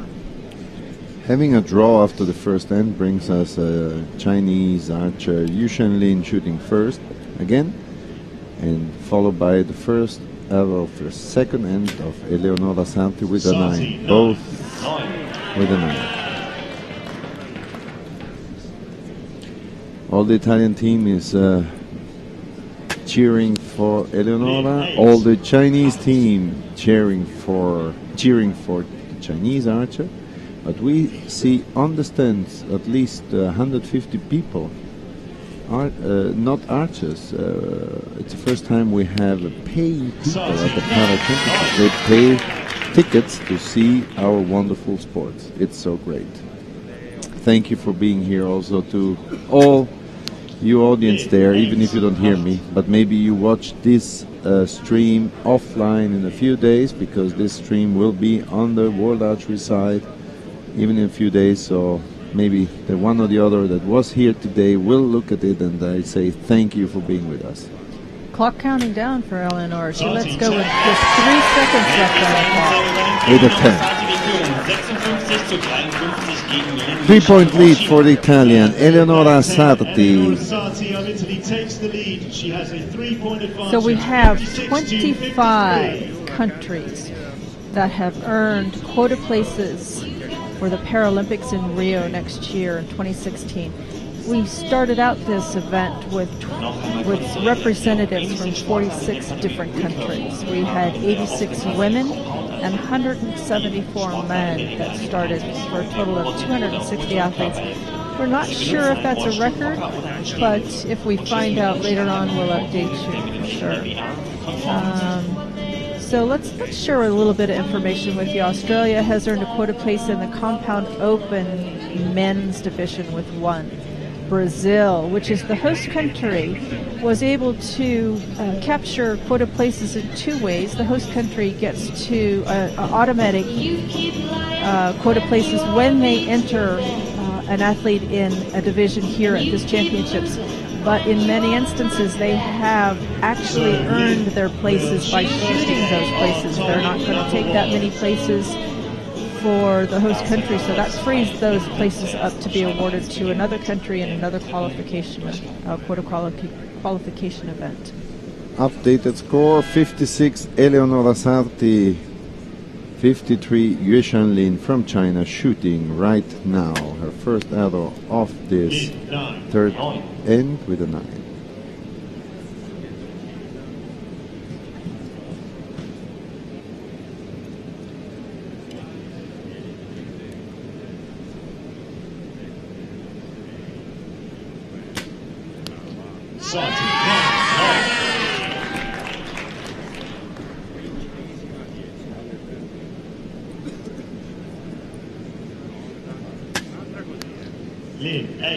Eight to the right. We see the flags moving, but what it is, it's 2 meters per second. That's nothing. So nothing to do with that. What we just call a little flow of air. She's just moving out to the right. I hope she's moving the side in if she wants to keep up with Eleonora, because Eleonora is pounding these arrows. Next. Italian crowd is appreciative of Eleonora's efforts there. And she, pushed by her country, is shooting better and better. 998.26. Eleonora shooting her third arrow in this third end. 75 points on the board, and this additional 9th arrow. A 9. 84 to 79, a comfortable 5 points lead, but still 6 arrows to shoot. To continue updating you on the quota places, Brazil has been awarded at this championships Compound Open 2 places, 1 man as a host country win or host country award, and 1 woman by score. Recurve Open 2 places. They have earned here by score, 1 man and 1 woman. China, as we have, as you have seen, a fairly common representative here in the finals competitions both yesterday and today. Compound Open 2, 1 man, 1 woman. Recurve Open 5 places, 3 men, which is the maximum that you can, quota places you can earn, 2 women. W1, they have 2 places, 1 man and 1 woman. The Czech Republic, so far, 1 man for the W1 category. Go ahead. Yes, David. And most likely, if there's a separate trials, he'll probably be the athlete that wins that place in their Paralympic trials back in the Czech Republic. The thing that's interesting as we start this competition for the fourth end, is that regardless of what happens here at the World Championships, oftentimes the athletes still have to go back to their home country and still win that quota place. There's a separate trials process that happens. Some countries say to the athletes that if you can place in the World Championships to win the place, the quota position, that you get to take that quota position. You automatically are the athletes that's going to represent that country in either the Paralympics or the Olympics. So I'm not sure what David's process is from here on out. Whether he has to go back home and participate. Nice group. She moved aside, definitely. She was on the right side before, now she moved into the left. Definitely David has a good point in, I think, being world champion. So even the Paralympic Committee will see that he has some accomplishments, but as you say, he will have to qualify his own after he got the spot. Yes, it's the first 8, no, the second 8 now for Eleonora. 9-8, maybe right in the wrong moment, because we have our first 10, 10, 10 And 2 X's in that 10-10-10, Andreas? Looks like it from here. No, but definitely 3 beautiful 10s. Nice group. One of it is an X. 30 points. And these are 4 points in one end, lost by Eleonora Sarti, who is now leading only by 1 point. Before we go into the last end, this was the right moment to show a reaction by Lin Yueshuan from China. She shot the first perfect score of the day. All right. Keep updating you. We're the Paralympic quota spots. Finland has earned 1. I'm sorry, Finland has earned 2. And the compound open, 1 man, and in the W1, 1 man position. France has earned compound open, 1 man, recurve open, 1 woman. Germany, the home country here, has earned 2 places, recurve open women 1, and W1 men 1 position. Great Britain, they surely have quite a number of places, but we'll see. They've been, as we've seen this morning, this is the 5th match in a row where we've seen, I'm sorry, we just finished 5 matches in a row where we saw someone from Great Britain out here shooting in a finals match. We'll take you back to the action on the field as Lynn's still shooting first. Will shoot first. Lynn should shoot first because she's still 1 point down, although she shot this awesome. Perfect score, and now with an 8. Ooh. That opens the door for Eleanor Sarti to try to get a little bit of air because she was in a comfortable lead. Now she's only 1 point lead. Before this arrow, Eleonora shoots, and it's a 9. Back to a 2 point lead. Yes.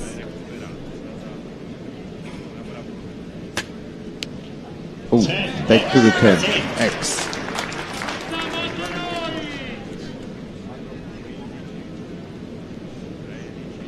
She needs a 10 now to show that she is here. She wants to win. And it is a 10. 10, and who answers with a 10.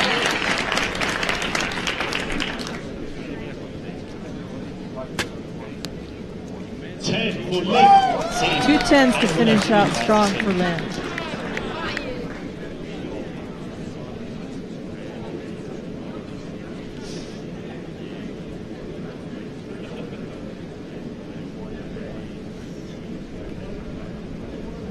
A 9 will win the World Archery. She's a 10 to clinch the match. Only needed a 9 to win it, but she's a 10 just to put a seal on it. And she was challenged. She was challenged until the end by Yueshan Lin, who wins silver. But we have an Italian world champion. Congratulations. Eleonora Sarti, complimenti, bravissima. Compliments to Eleonora, 2.5 years being an archer, winning. She's so beautiful, a very, very nice person. Yushin And crying. will take home a silver medal. Listen how everybody loves her. Congratulations to both athletes. It's a gold medal and a world title for Eleonora Sarti. I have to say she was probably one of the favorites on the paper. She was 4th in the world ranking before this event. She placed 2nd in the ranking round. She shot some great scores, so it's for sure not a lucky winner. She really deserved it. She's a top person and a new star maybe on the Paralympic and Para Archery sky. And we follow with an awesome match now. Compound Men Open between John Stubbs, the reigning world champion, against Jonathan Milne from Australia. Young guy, new in archery, rather new in archery, but fully involved. Since he's in a wheelchair, he started to do archery, and is also not more than 2.5 years ago. I'm not Wonderful. excited. I spoke with him earlier this week, together with his mom. He's here. His Mom coach. came all the way from Australia. Yes. That's great. Oh, she's his coach. Yeah. Even better. Yeah. That's Jonathan, a great Coming in now. guy. He's involved in archery because he's working in an archery shop. So he find a way back into life after his accident, which is also an important thing. He find his way back not only through sports, but only as well through his new work in an archery shop. Great guy, Jonathan, and I'm so happy he's in this bronze medal match. Australia Sorry, Australia is not a country that we have seen in many appearances here in the last day and a half. So we're excited to see what the country from down under can show us. And here, the favorite of this match, reigning world champion, John Stubbs from Great Britain. The next British archer, Mike Pearce, the head coach, is really, actually, he has the most work to do. He inherited quite a crew of talented athletes, though, when he took over. He's fairly new to the position, is he not, Andreas? Just in the last year, He assuming the started job? right after the Olympics 2012 to be the Paralympic coach, and he built up, well, Great Britain was always strong, but he was able to keep that level, and you know, we have loads of archers from Great Britain here, so. Sometimes it's harder to keep a high level of program going than it is to build something from the beginning. More and more families walking in here. We count more than 250 paying people at the moment. I got the notice before on my iPhone. So we got 250 paying people already now. I think it's for me it's new. It's absolutely wonderful, and John has chosen to start out this match With an X. Wonderful. So that's got to be. He has chosen to start up this match with an X. That's got to be confirming and confidence builder for sure. Jonathan shooting Neil, an 8.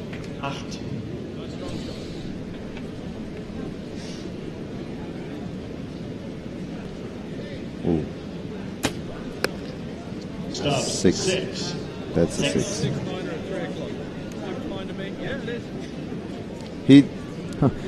I just hear Mike Pearce telling to John, "It's a 6, right?" And John, "What?" He said, "Yes, it's a 6. Believe me." So John didn't reckon that it was a notch, a shot in the 6. He thought it was much better. Let's see what the third shot is.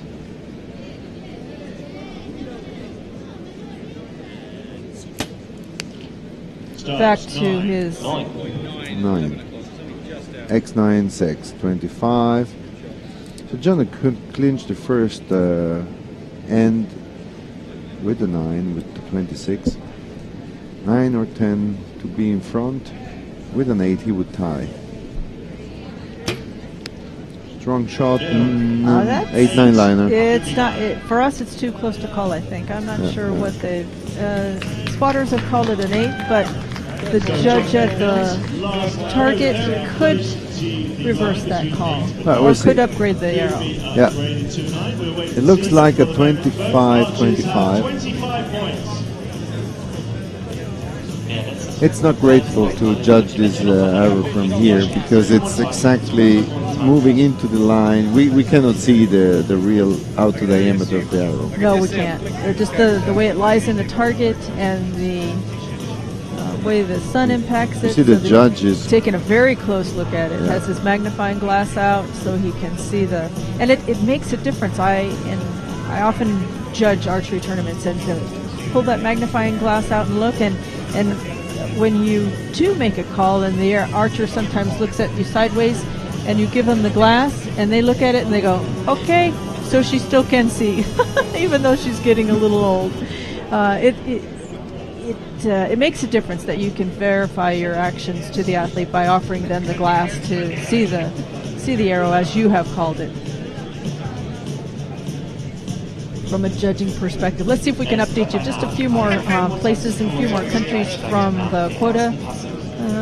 The quota tracker. Greece has earned 1 quota space for a recurve open woman. The Islamic Republic of Iran has earned a quota place for compound open men, and 3 quota places in the recurve open, 2 men and 1 woman. The match is back underway, and John is starting out the second end.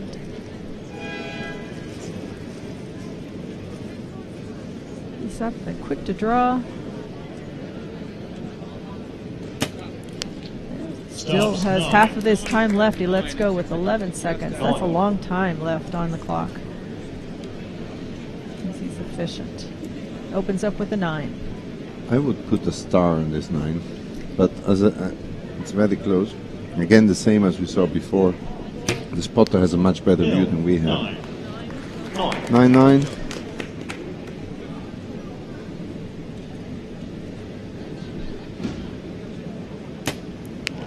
Stops. 9. 9.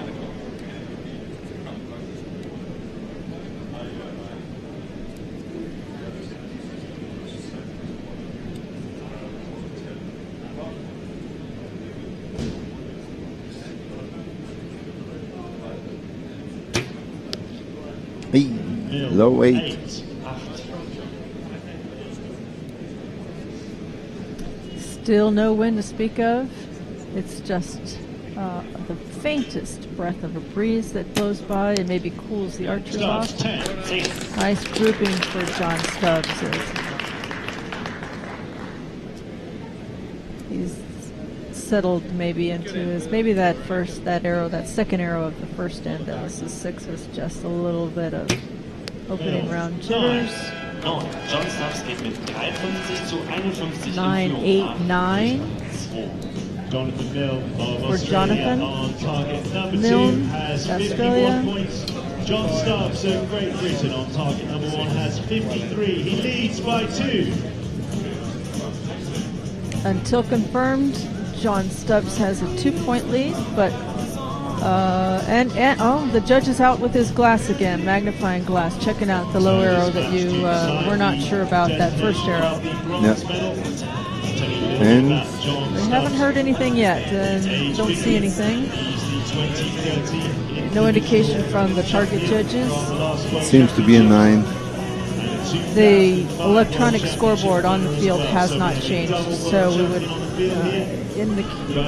probably assume that if there's no change, that the arrows are confirmed.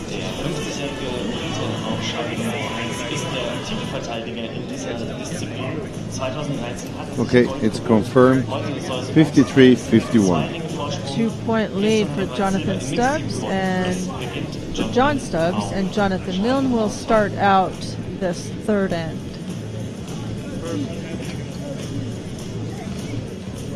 You can probably hear the music in the background. We play music at archery events on a regular basis. Milne on target 2 to shoot first.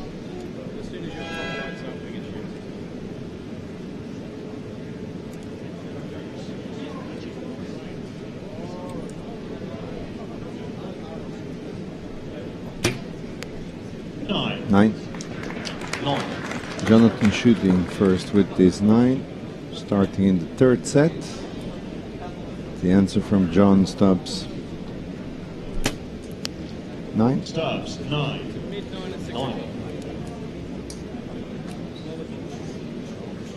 You know, the archers see this, the arrow, mostly through the eyes of the coach that tells them 9 at 3 o'clock, 9 at 9 o'clock, full 9, line and 9, whatever. But they see those on the big screen. That's a good thing. We have a large screen this time here, 15 square meter screen on the field at these finals. So It's both an enhancement for the athletes and the spectators to get a different point of view. The archers are not permitted to bring scopes into the finals venues. That's what the coaches are for. Nice tight group there. You may have heard the arrow smack Yeah, I would check the knock. The arrow, yeah, I would too, yes. And now, the archer's agent that's down at the target has a responsibility to kind of do some of that equipment maintenance at the target. Andreas Mida mentioned that he would check the knock on that arrow that was hit as the third arrow hit the target. And you'll, I've been in the archer's agent's position, and we always take a small pad of sticky notes with us. And there's tricks like sending the arrows back with an arrow in question turned the opposite direction. So you'll have two arrows that come in standing one way and a third arrow that's flipped the other direction, or you have a sticky note posted to it. There's a shot of our on-field video board. But that's important communication to have with the equipment that's been shot, coming back to the archer to let them know this is the arrow that keeps going high right. This is the arrow that got smacked on the way in by another arrow.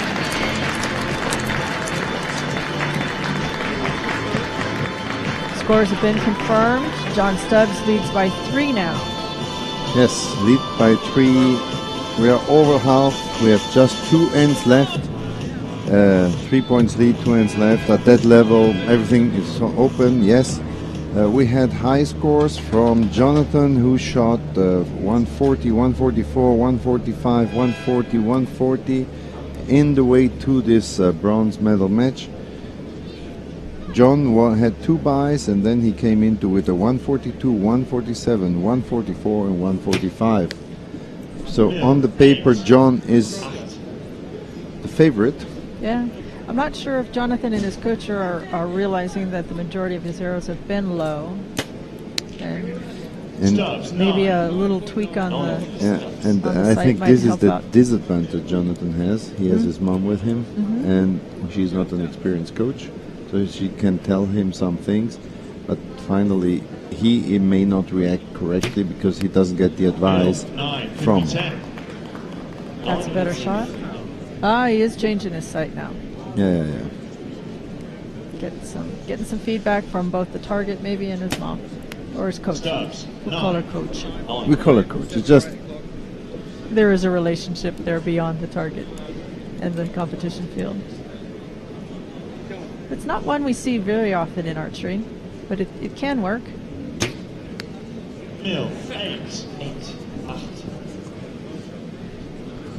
Maybe a 9-star, the other one, but the second arrow, but well, that's not a star, that's a 10. No, that is a 10. Let's keep updating you. We stopped with the Islamic Republic of Iran. We moved to an adjacent country in the same region, and Iraq, who has earned a quota place for 1 recurve open man. Italy, we've seen quite a number of Italian archers, both yesterday in the team round competition, team round medal matches, and today in the individual matches. 4 compound open athletes, 3 men, which is the maximum that you can earn here at the World Championships, 1 woman. Recurve open 2 places, 1 man, 1 woman.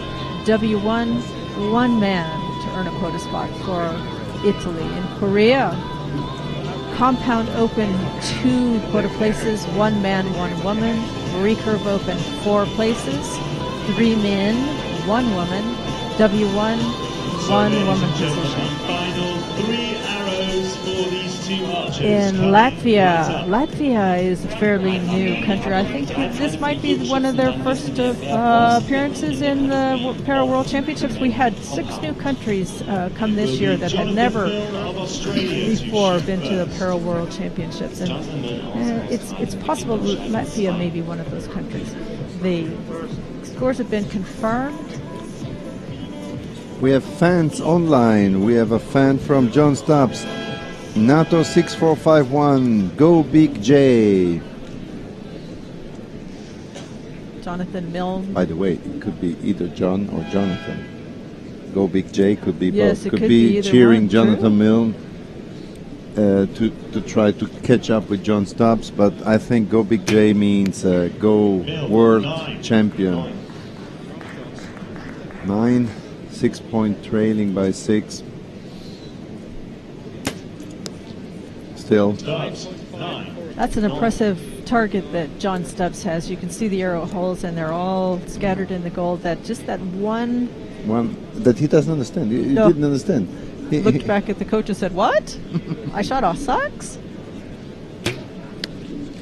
Bad shot. Bad shot. Jonathan was not happy with that, and Shaking his head. guess we have a bronze medal winner. You have always to wait until the last arrow, but the fact is, 9 and 9. if I see what the scorecard tells us,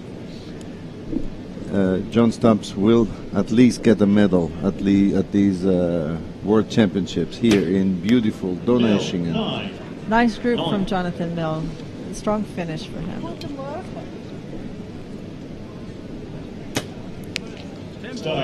And at 10 to conclude this bronze medal match for John Stubbs, winning another medal at the World Championship. This time it's not the gold medal for him, it's the bronze medal. John Stubbs, high level. As always, he just was defeated in the semi-final by the finalist Alberto Simonelli. Coming up next, congratulations Great Britain, congratulations John Stubbs. I think we'll see more to come from Jonathan Mill, like you said. And NATO Oh, there we 6451. It's for Milne. Sorry. Big J is Jonathan Milne from Australia. Sorry for for him being only fourth, but it's his first appearance at the World Championship, and he did a great job. Jonathan Milne, for the future, a great archer. Thank you for having you here, Jonathan Milne, and congratulations, John Stubbs, for this bronze medal. Our last match of the morning coming up. Field crew comes out from the canopied area downrange to put up fresh target faces so these athletes have a clean face to look at. Let's continue on with the updating from the quota tracker. As I said, Latvia. And we have now the director of the World Archery Center in Lausanne, formerly he was the technical, He was the former events director of World Archery, Olympic medalist, actually Olympic champion 1992. Juan Carlos Olgado following us. Hola Juan Carlos, buen dia. Thank you for sharing your comments. Thank you for cheering Andreas and Sherry doing the job. Thank you. We are coming to the most important match for these two archers, for Lee Uk-soo from Korea and Alberto Simonelli from Italia. Compound Open Men gold medal finals match. I have to say one thing, Lee Uk-soo, 21st in the world ranking, 19th in the ranking round. He made his way to the final, defeating some important archers, but the fact is, we have the 19th of the qualification in the in the gold medal final. He has already a silver medal on the neck and can fight against Alberto Simonelli. Makes you wonder if perhaps he had an equipment problem or something that he struggled with in the qualification round. No, he's the 21st in the world ranking, so it's his ranking.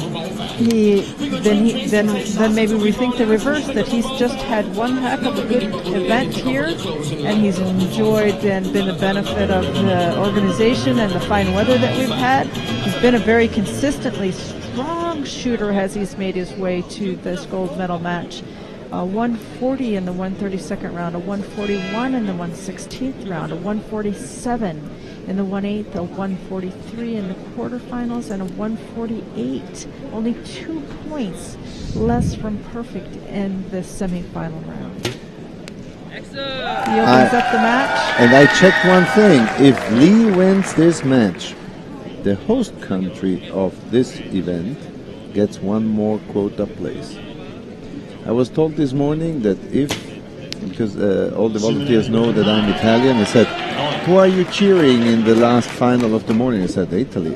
But we all cheer the Korean, because if the Korean wins, our German guy gets a spot.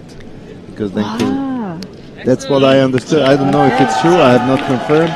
So we will have Germans here that will cheer for Korea, and a lot of Italians cheering for Italy. Lee is starting out strong. 2 X's down there, side by side.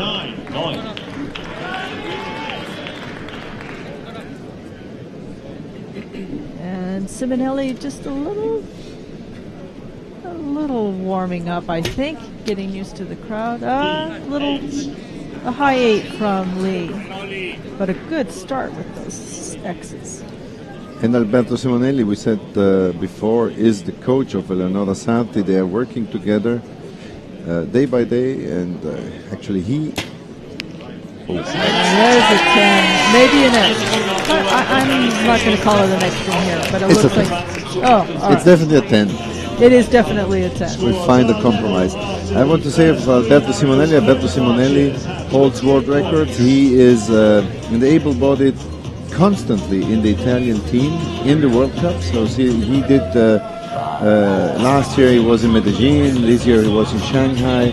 So he is constantly shooting at a quite high level with able-bodied. So in Italy, as you've explained to us already, you have some archers who are professionals. Then He unfortunately is not yet, but they are fighting to get him in, because there are always limited positions to get archers into it.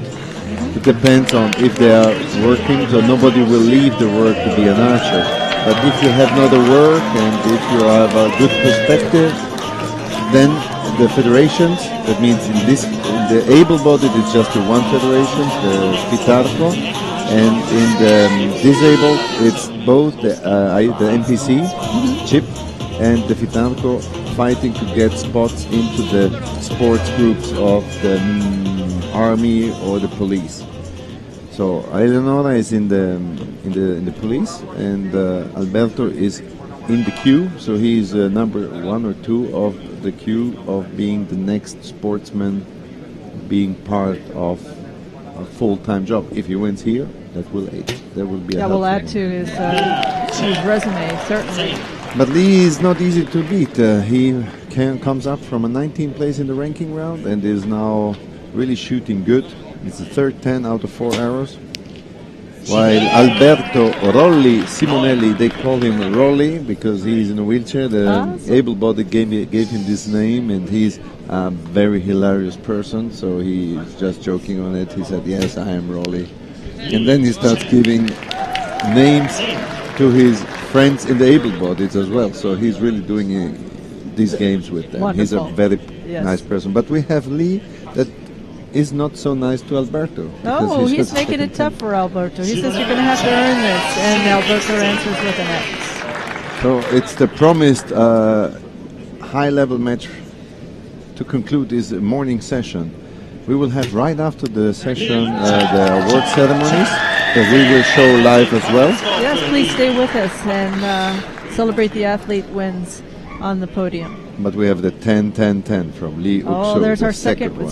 Still just our second one of the day, Andreas. Simonelli, 10. And I probably shouldn't complain. I'm not out there shooting. I'm not out on the line. I'm not, feeling the heartbeat race and things like that. So it's not to say that our competition is any less because we don't have so many 10-10-10s, but it's exciting when we get to see them.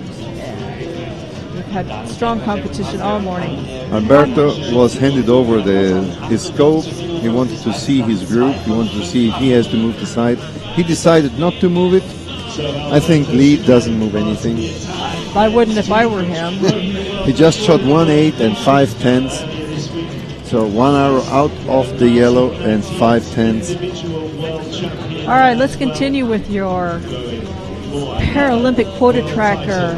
I think we may have left off around Latvia when Andreas and I started a conversation about the new teams that we've seen here, the new countries that we've seen represented. And Latvia, I believe, is one of those, but I'm not 100% sure. Anyway, they've won one quota place for recurve open women. Mongolia, one recurve open women man's position. Poland, recurve open two positions, one man, one woman. Russia, a very strong country in para archery. We'll go back to the match that's just now starting, and Simonelli is trailing the match by 1 point, and we'll start this third end with the first arrow.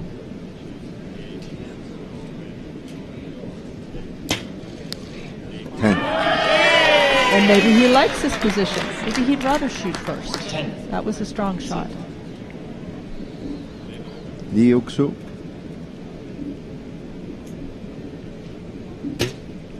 Strong shot. 10, almost an X. We'll call it a 10 from here, I think, though, Andreas, yes?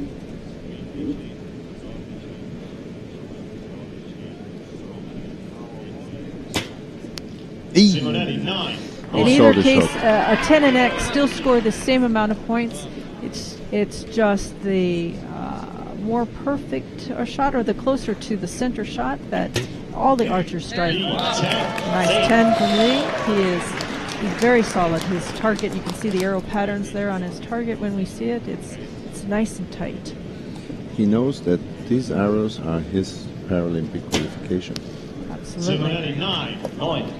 Simonelli is a little bit wider in the group. He is hitting in the yellow, but not hitting the 10. What Lee is doing, because... and we could see another 10, 10, 10 here, Andres. Oh my goodness, look at that.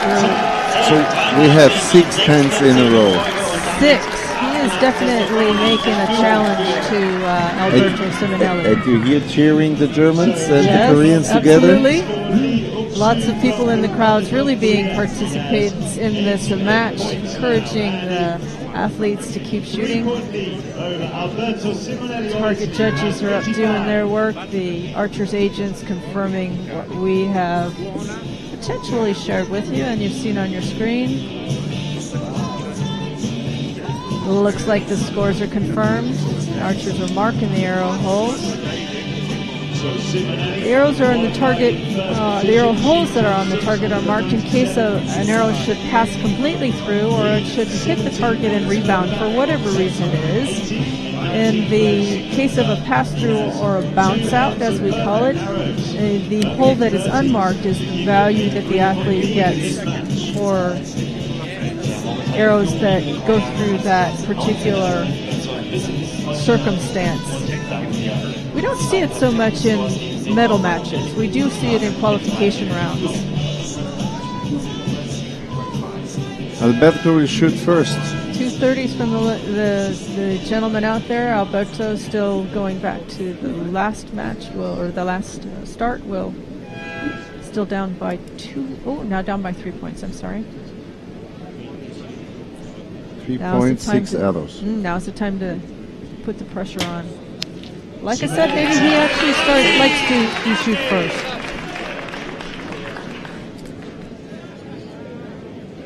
Lee with his next arrow. He has 6 10s in a row, 8 of 9 arrows in the 10, and he shoots the next one. This is a score that you find at highest level in the World Cups. Out. Really And the grouping that he has as awesome. well is just absolutely... Another 10. He tries to respond. He tries to respond, and good response. Lee,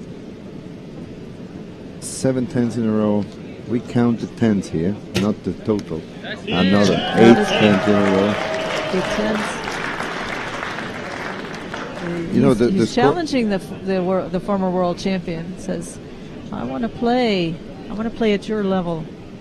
The score of Alberto is, by the way, absolutely okay. 30. We were arguing about the 30s not being shot.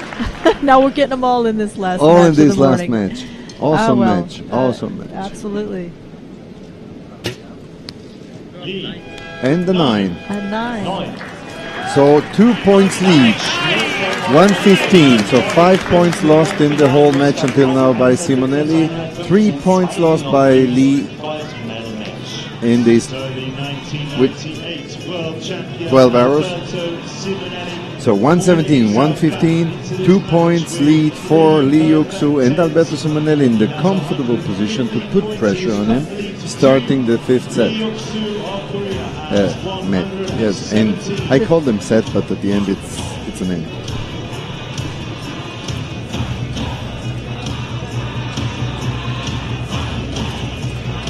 The heads are nodding down at the target. Everybody seems to be in agreement in the value of the arrows. The judges on the radio confirming, so we can probably move forward and actually say that yes, the scores are confirmed. Simonelli has gained a point. He's down by 2. That's going to make for an interesting final end on our last match for this morning's competition with the Compound Men Open. We talked a little bit about the difference in equipment between the W1s and the Opens.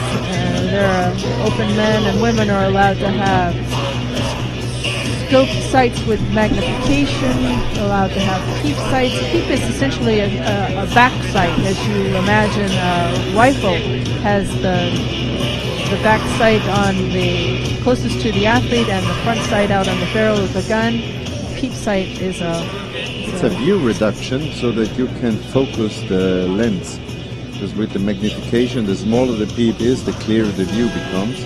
On the other hand, if it's too small, you lose light. Mm-hmm. So sometimes you have larger peeps with a peep clarifier in it. So it's a whole different options that you can have as a combat archer. Definitely an advantage, though. Yeah. So Alberto.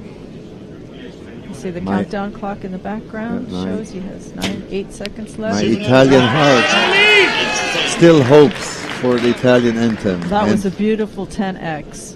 And Lee has to answer with a 10. If not, he reduces his lead.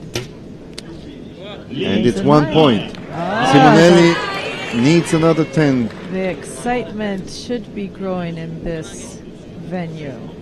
At an extremely high level final. Again, I say we are in a high in a one solid shot. Still in a good 140 level. A 10 from Lee could be look at that solid bow arm out there. You don't see it wobble, you don't see it shake. 2 nines, interesting. He opens up the door. Alberto needs a 10 to be able to force Lee to shoot a 10 to win. That's a tough position to be in. To have to know that you have to shoot a 10 to win. It's a 9. So the door's open just a little bit, but this is not the best end yet that Lee has shot. Yeah, but he needs a 9 to win, and I'm pretty sure Lee will do it. It's an X. Shoots an X. World champion Lee Yuk-soo climbing up from the 19th spot in the ranking round, now winning the world title and the spot for the Paralympics. Good job. Gentlemen, marvelous competition. Thank you for the drama and excitement in this last end that came down to the last arrow and we had to see it win. That's absolutely what we come for. And 145, 143 is a result you can really be proud of. It's a huge result for Lee Yuk-soo. 145, great result. And Alberto Simonelli, also congratulations to your silver medal. So that is our final match of the morning. A short 10 count for Lee. We have 4 arrows out of the 10, 11 10s. Marvelous. Really phenomenal show.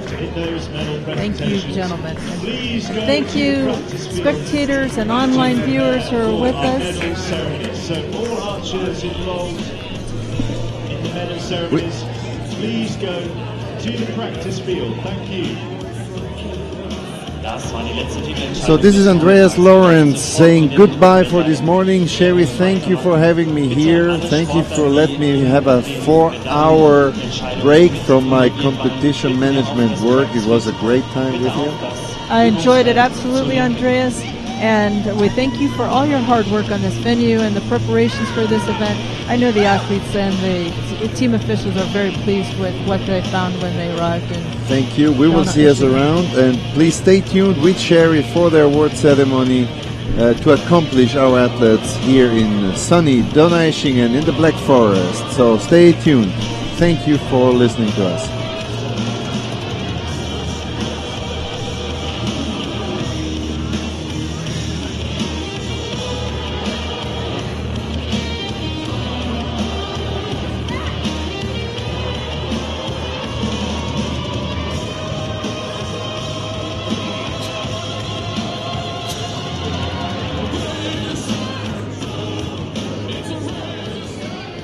Meine sehr geehrten Damen und Herren, bitte beachten Sie, es wird nach der offiziellen Abschlusszeremonie heute Nachmittag erstmals ein spezieller Preis vergeben werden. Der Beiter Präzisionspreis wurde von Iris Beiter, Frau von Werner Beiter, der letztes Jahr verstorben ist, speziell für die Para-WM ins Leben gerufen. Der Preis geht an den Sportler und die Sportlerinnen, die im Laufe dieser Woche die meisten Innenzehner, also Xer, geschossen haben und ist mit jeweils 500 US-Dollar dotiert. Iris Beiter wird diese Preise später überreichen. So, ladies and gentlemen, there will be a special presentation after the closing ceremonies this afternoon. The Beiter Precision Prize has been created just for this 2015 Para Championships by Mrs. Iris Beiter, the wife of Mr. Werner Beiter, who passed away last year and is originally from this part of Germany. The male and female athletes shooting the most X's this week will each receive a $500 US prize. So the Beiter Precision Prize will be awarded after the closing ceremonies this afternoon. But for now, we turn our attention to the medal ceremonies for the matches that you have seen this morning. They follow in just a minute or so's time.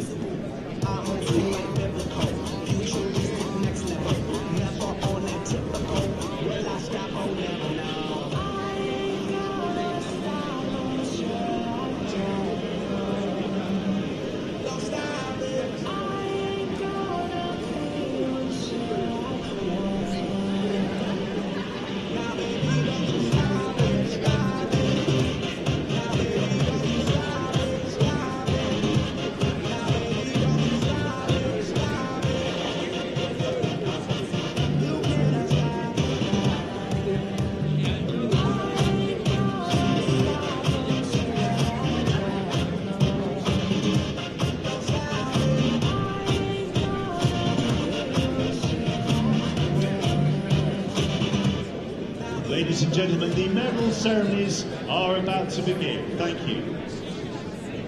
Meine Damen und Herren, in Kürze erleben Sie die Medaillenzeremonie.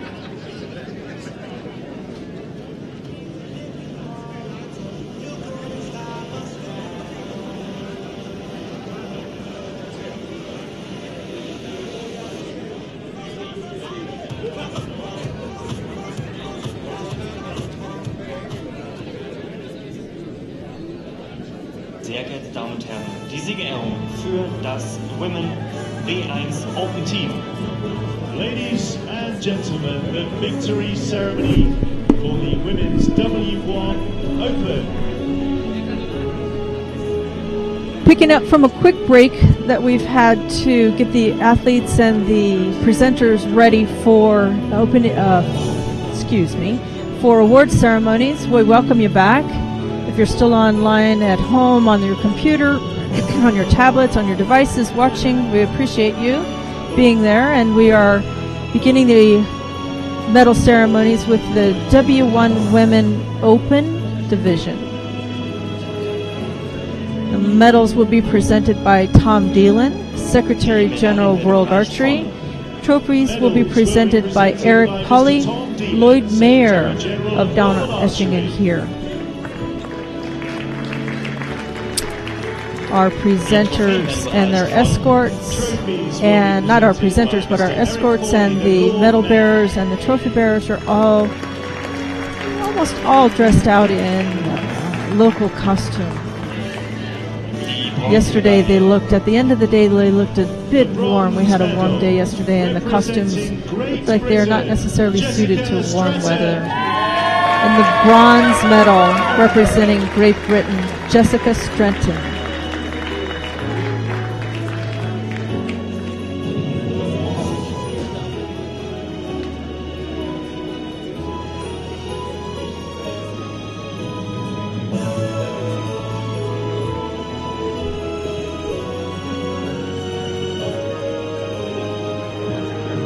I understand the trophies that are being presented both today and yesterday are quite heavy in their weight, and nobody has to pay extra to get them home on the airline.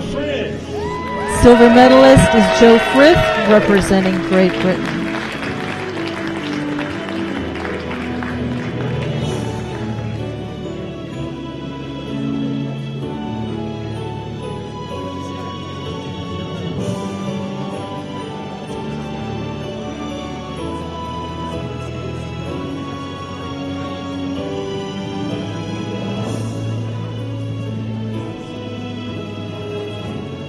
Die Goldmedaille und der Weltmeistertitel geht an China.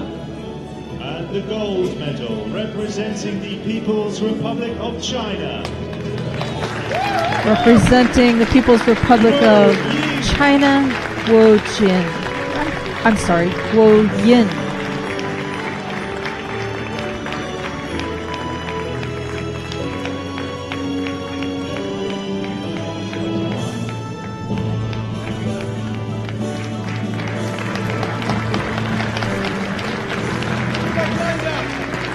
Congratulations, ladies. Thank you for your time and your presence. For those of us in the stadium, we are going to stand and pay respect to the national anthem of the Czech Republic. I am sorry, I'm reading from the wrong script. People's Republic of China.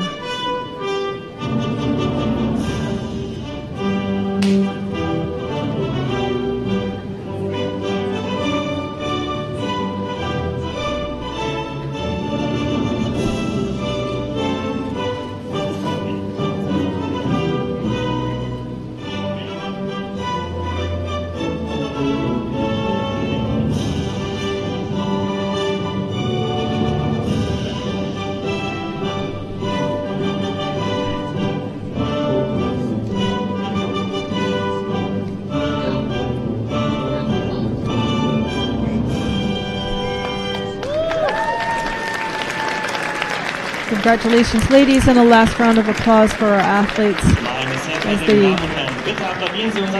depart the awards podium. Please give a warm round of applause to our athletes.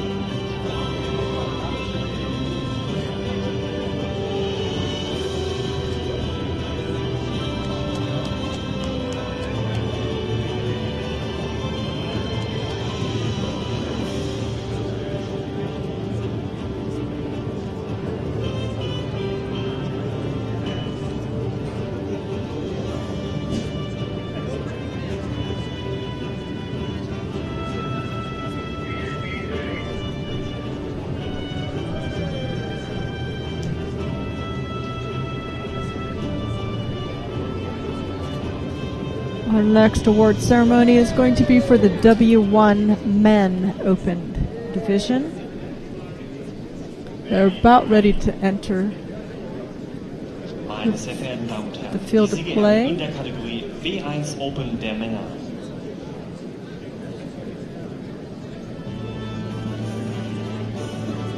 Ladies and gentlemen, the victory ceremony for the men's W1 Open Individual.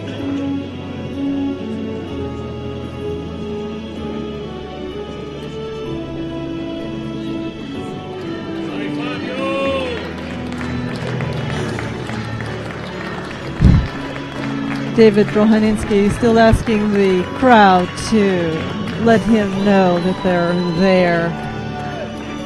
Wants to hear their applause and their cheers for any of the athletes that are in this award ceremony. But he says, let me hear it, people.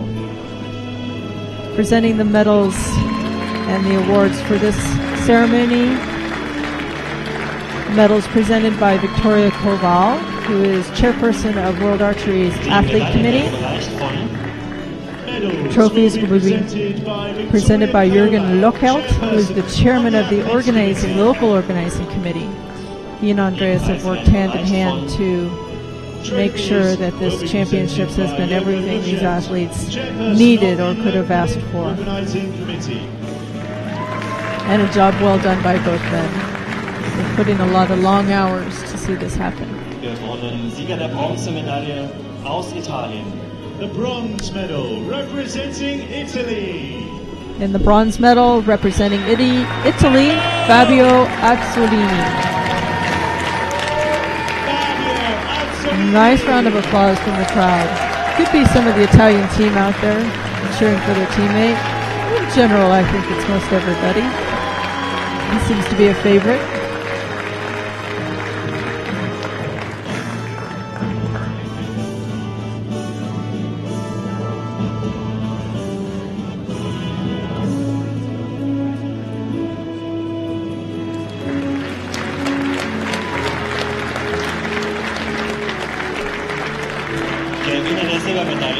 In the silver medal, representing Great Britain, John Walker. Representing Great Britain.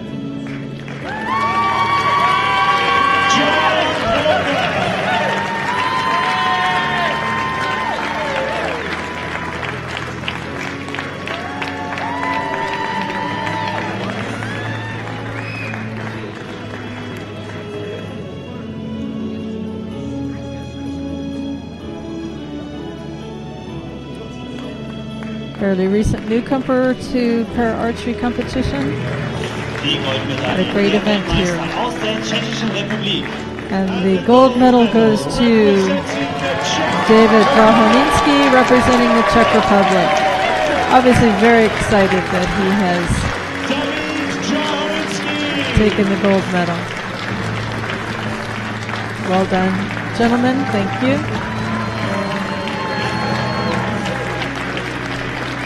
Crowd favorite for sure. Very much so.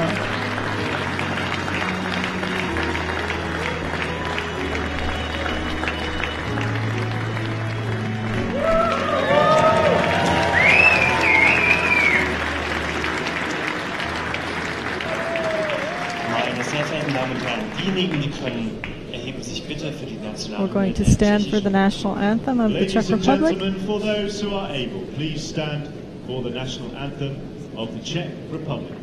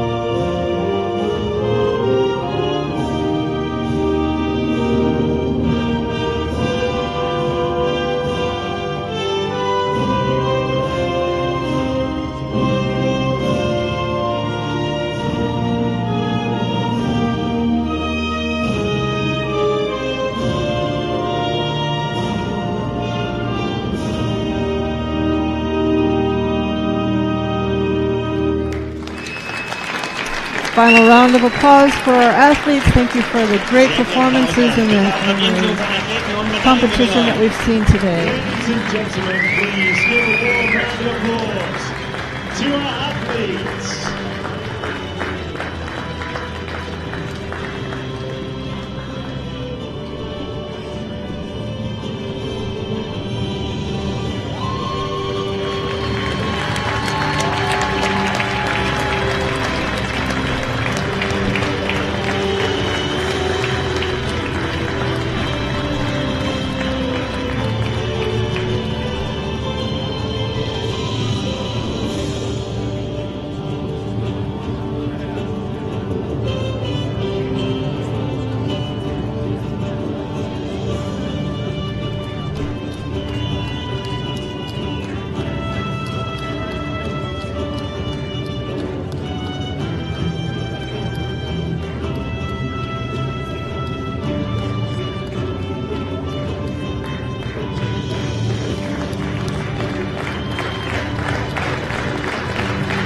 Lots of applause as the athletes are leaving the field, the medal ceremony.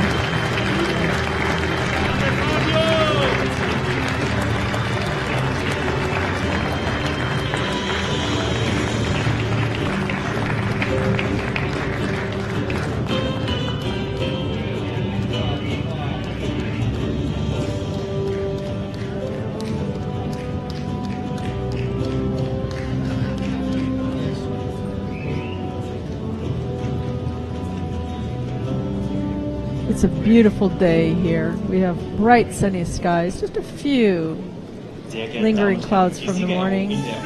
Our next ceremony will be Compound Women Open. The victory ceremony for the Compound Women's Open Individual.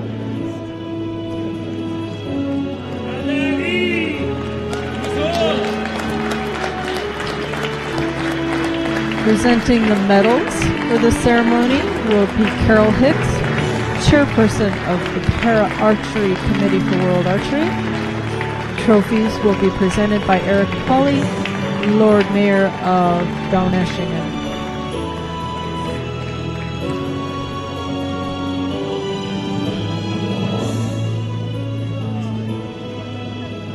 Die Medaillen werden überreicht von Medals will be presented by Carol Hicks, chairperson of Para Archery.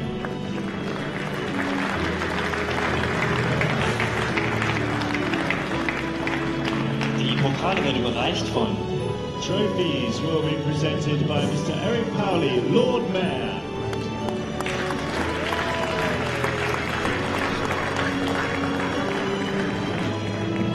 Die Bronzemedaille geht an The Korea. bronze medallion goes to Min Soon Kim, representing Korea.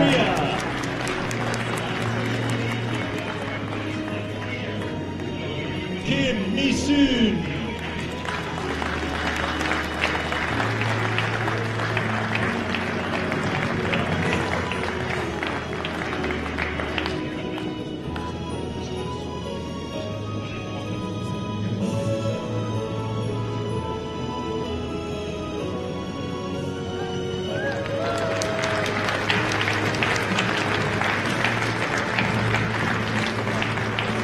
Die Gewinnerin der Silbermedaille Silver aus medal. der Volksrepublik China. Representing the People's Republic of China goes to Lin Yushan. Lin Yushan.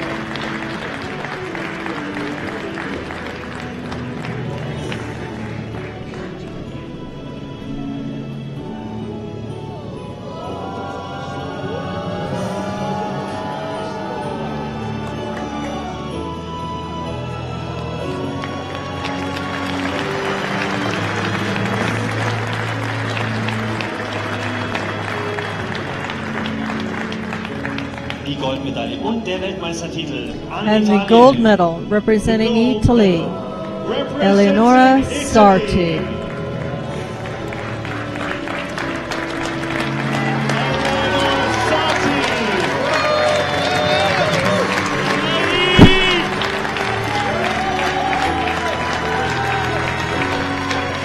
Relative newcomer to archery, but obviously a competitor from her previous history, as Andrea shared with us earlier. And those things translate from one sport to another. It's a competitive drive and understanding what it takes to be a winner crosses boundaries. It's not just related to one sport. Skills can transfer. We are standing for the national anthem of Italy.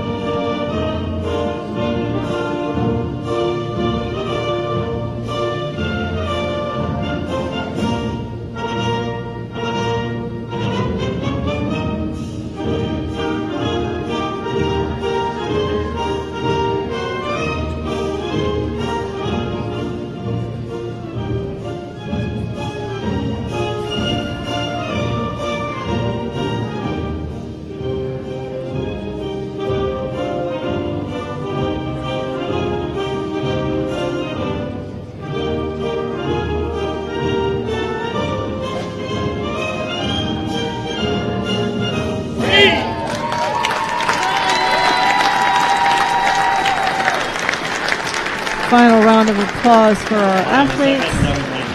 Thank you for the great competition, ladies.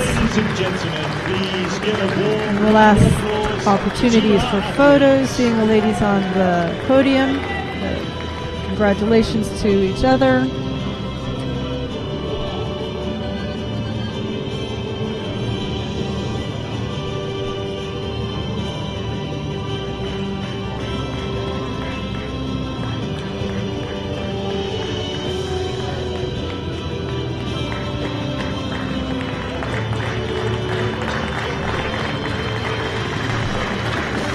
We have one more award ceremony to present to you this morning, and then we'll take a break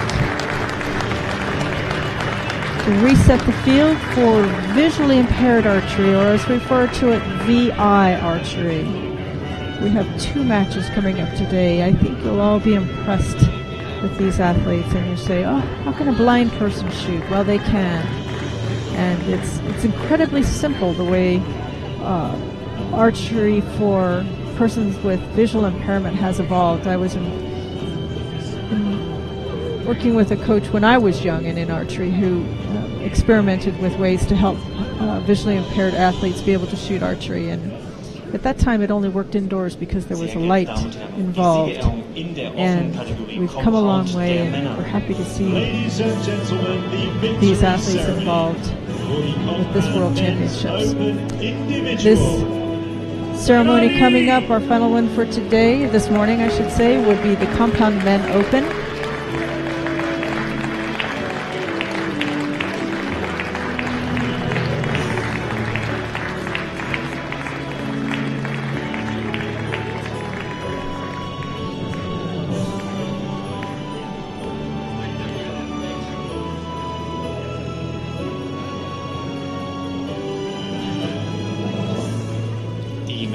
Medals will be presented by Victoria Koval, chairperson of the Athlete Committee for World Archery. Trophies will be presented by Mr. Jürgen Löchert, by chairperson of the local organising committee. Mr. Jürgen Löchert, chairperson of the local organizing committee. The bronze medal representing Great Britain. Representing Great Britain, the bronze medal goes to John Stubbs.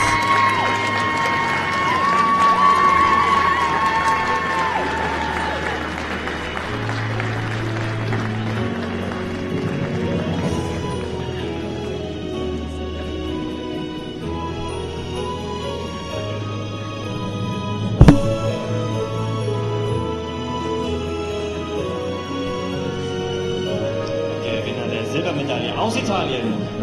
Representing Italy, the silver medal goes to Alberto Simonelli. Alberto Simonelli.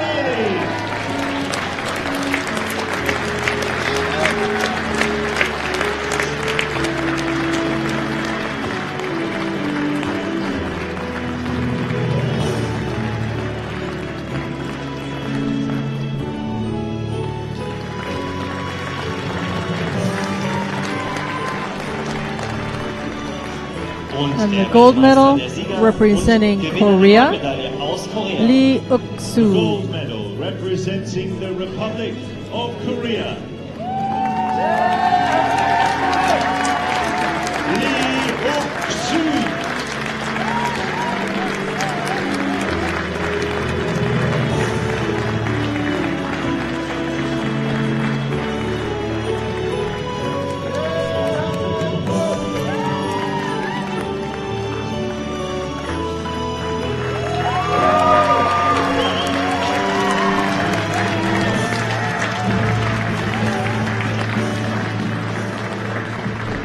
We will now stand for the national anthem of Korea. Ladies and gentlemen, for those who are able, please stand for the national anthem of the Republic of Korea.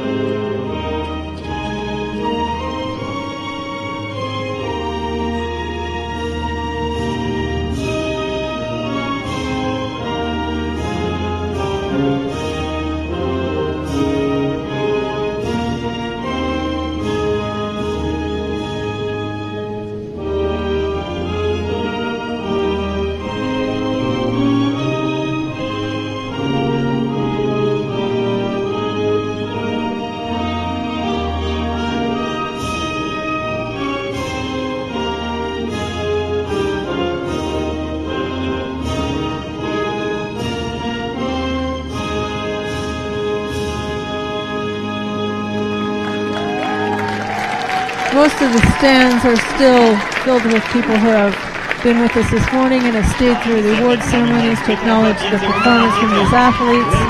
Relatively newcomer Lee, who beats out the veteran Simonelli for the gold medal in the men's compound open division.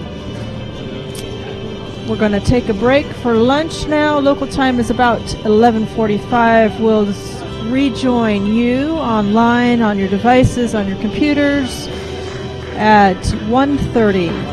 Local time for our first match of the afternoon, visually impaired. Thank you so much. I hope to have you back again this afternoon.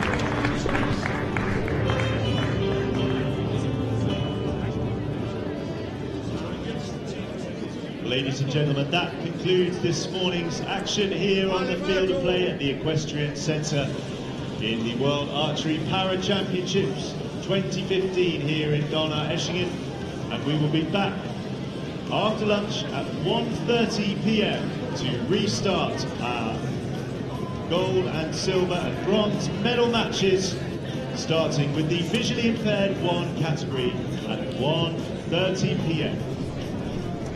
Meine Damen und Herren, das war das Ende der Vormittagssession. Jetzt ist Mittagspause. Wir werden um 13:30 Uhr mit den Wettkämpfen hier auf dem Finalfeld weitergehen. Um 1 Uhr gibt es bereits die erste Ansage. Um 13:30 Uhr beginnen die Wettkämpfe.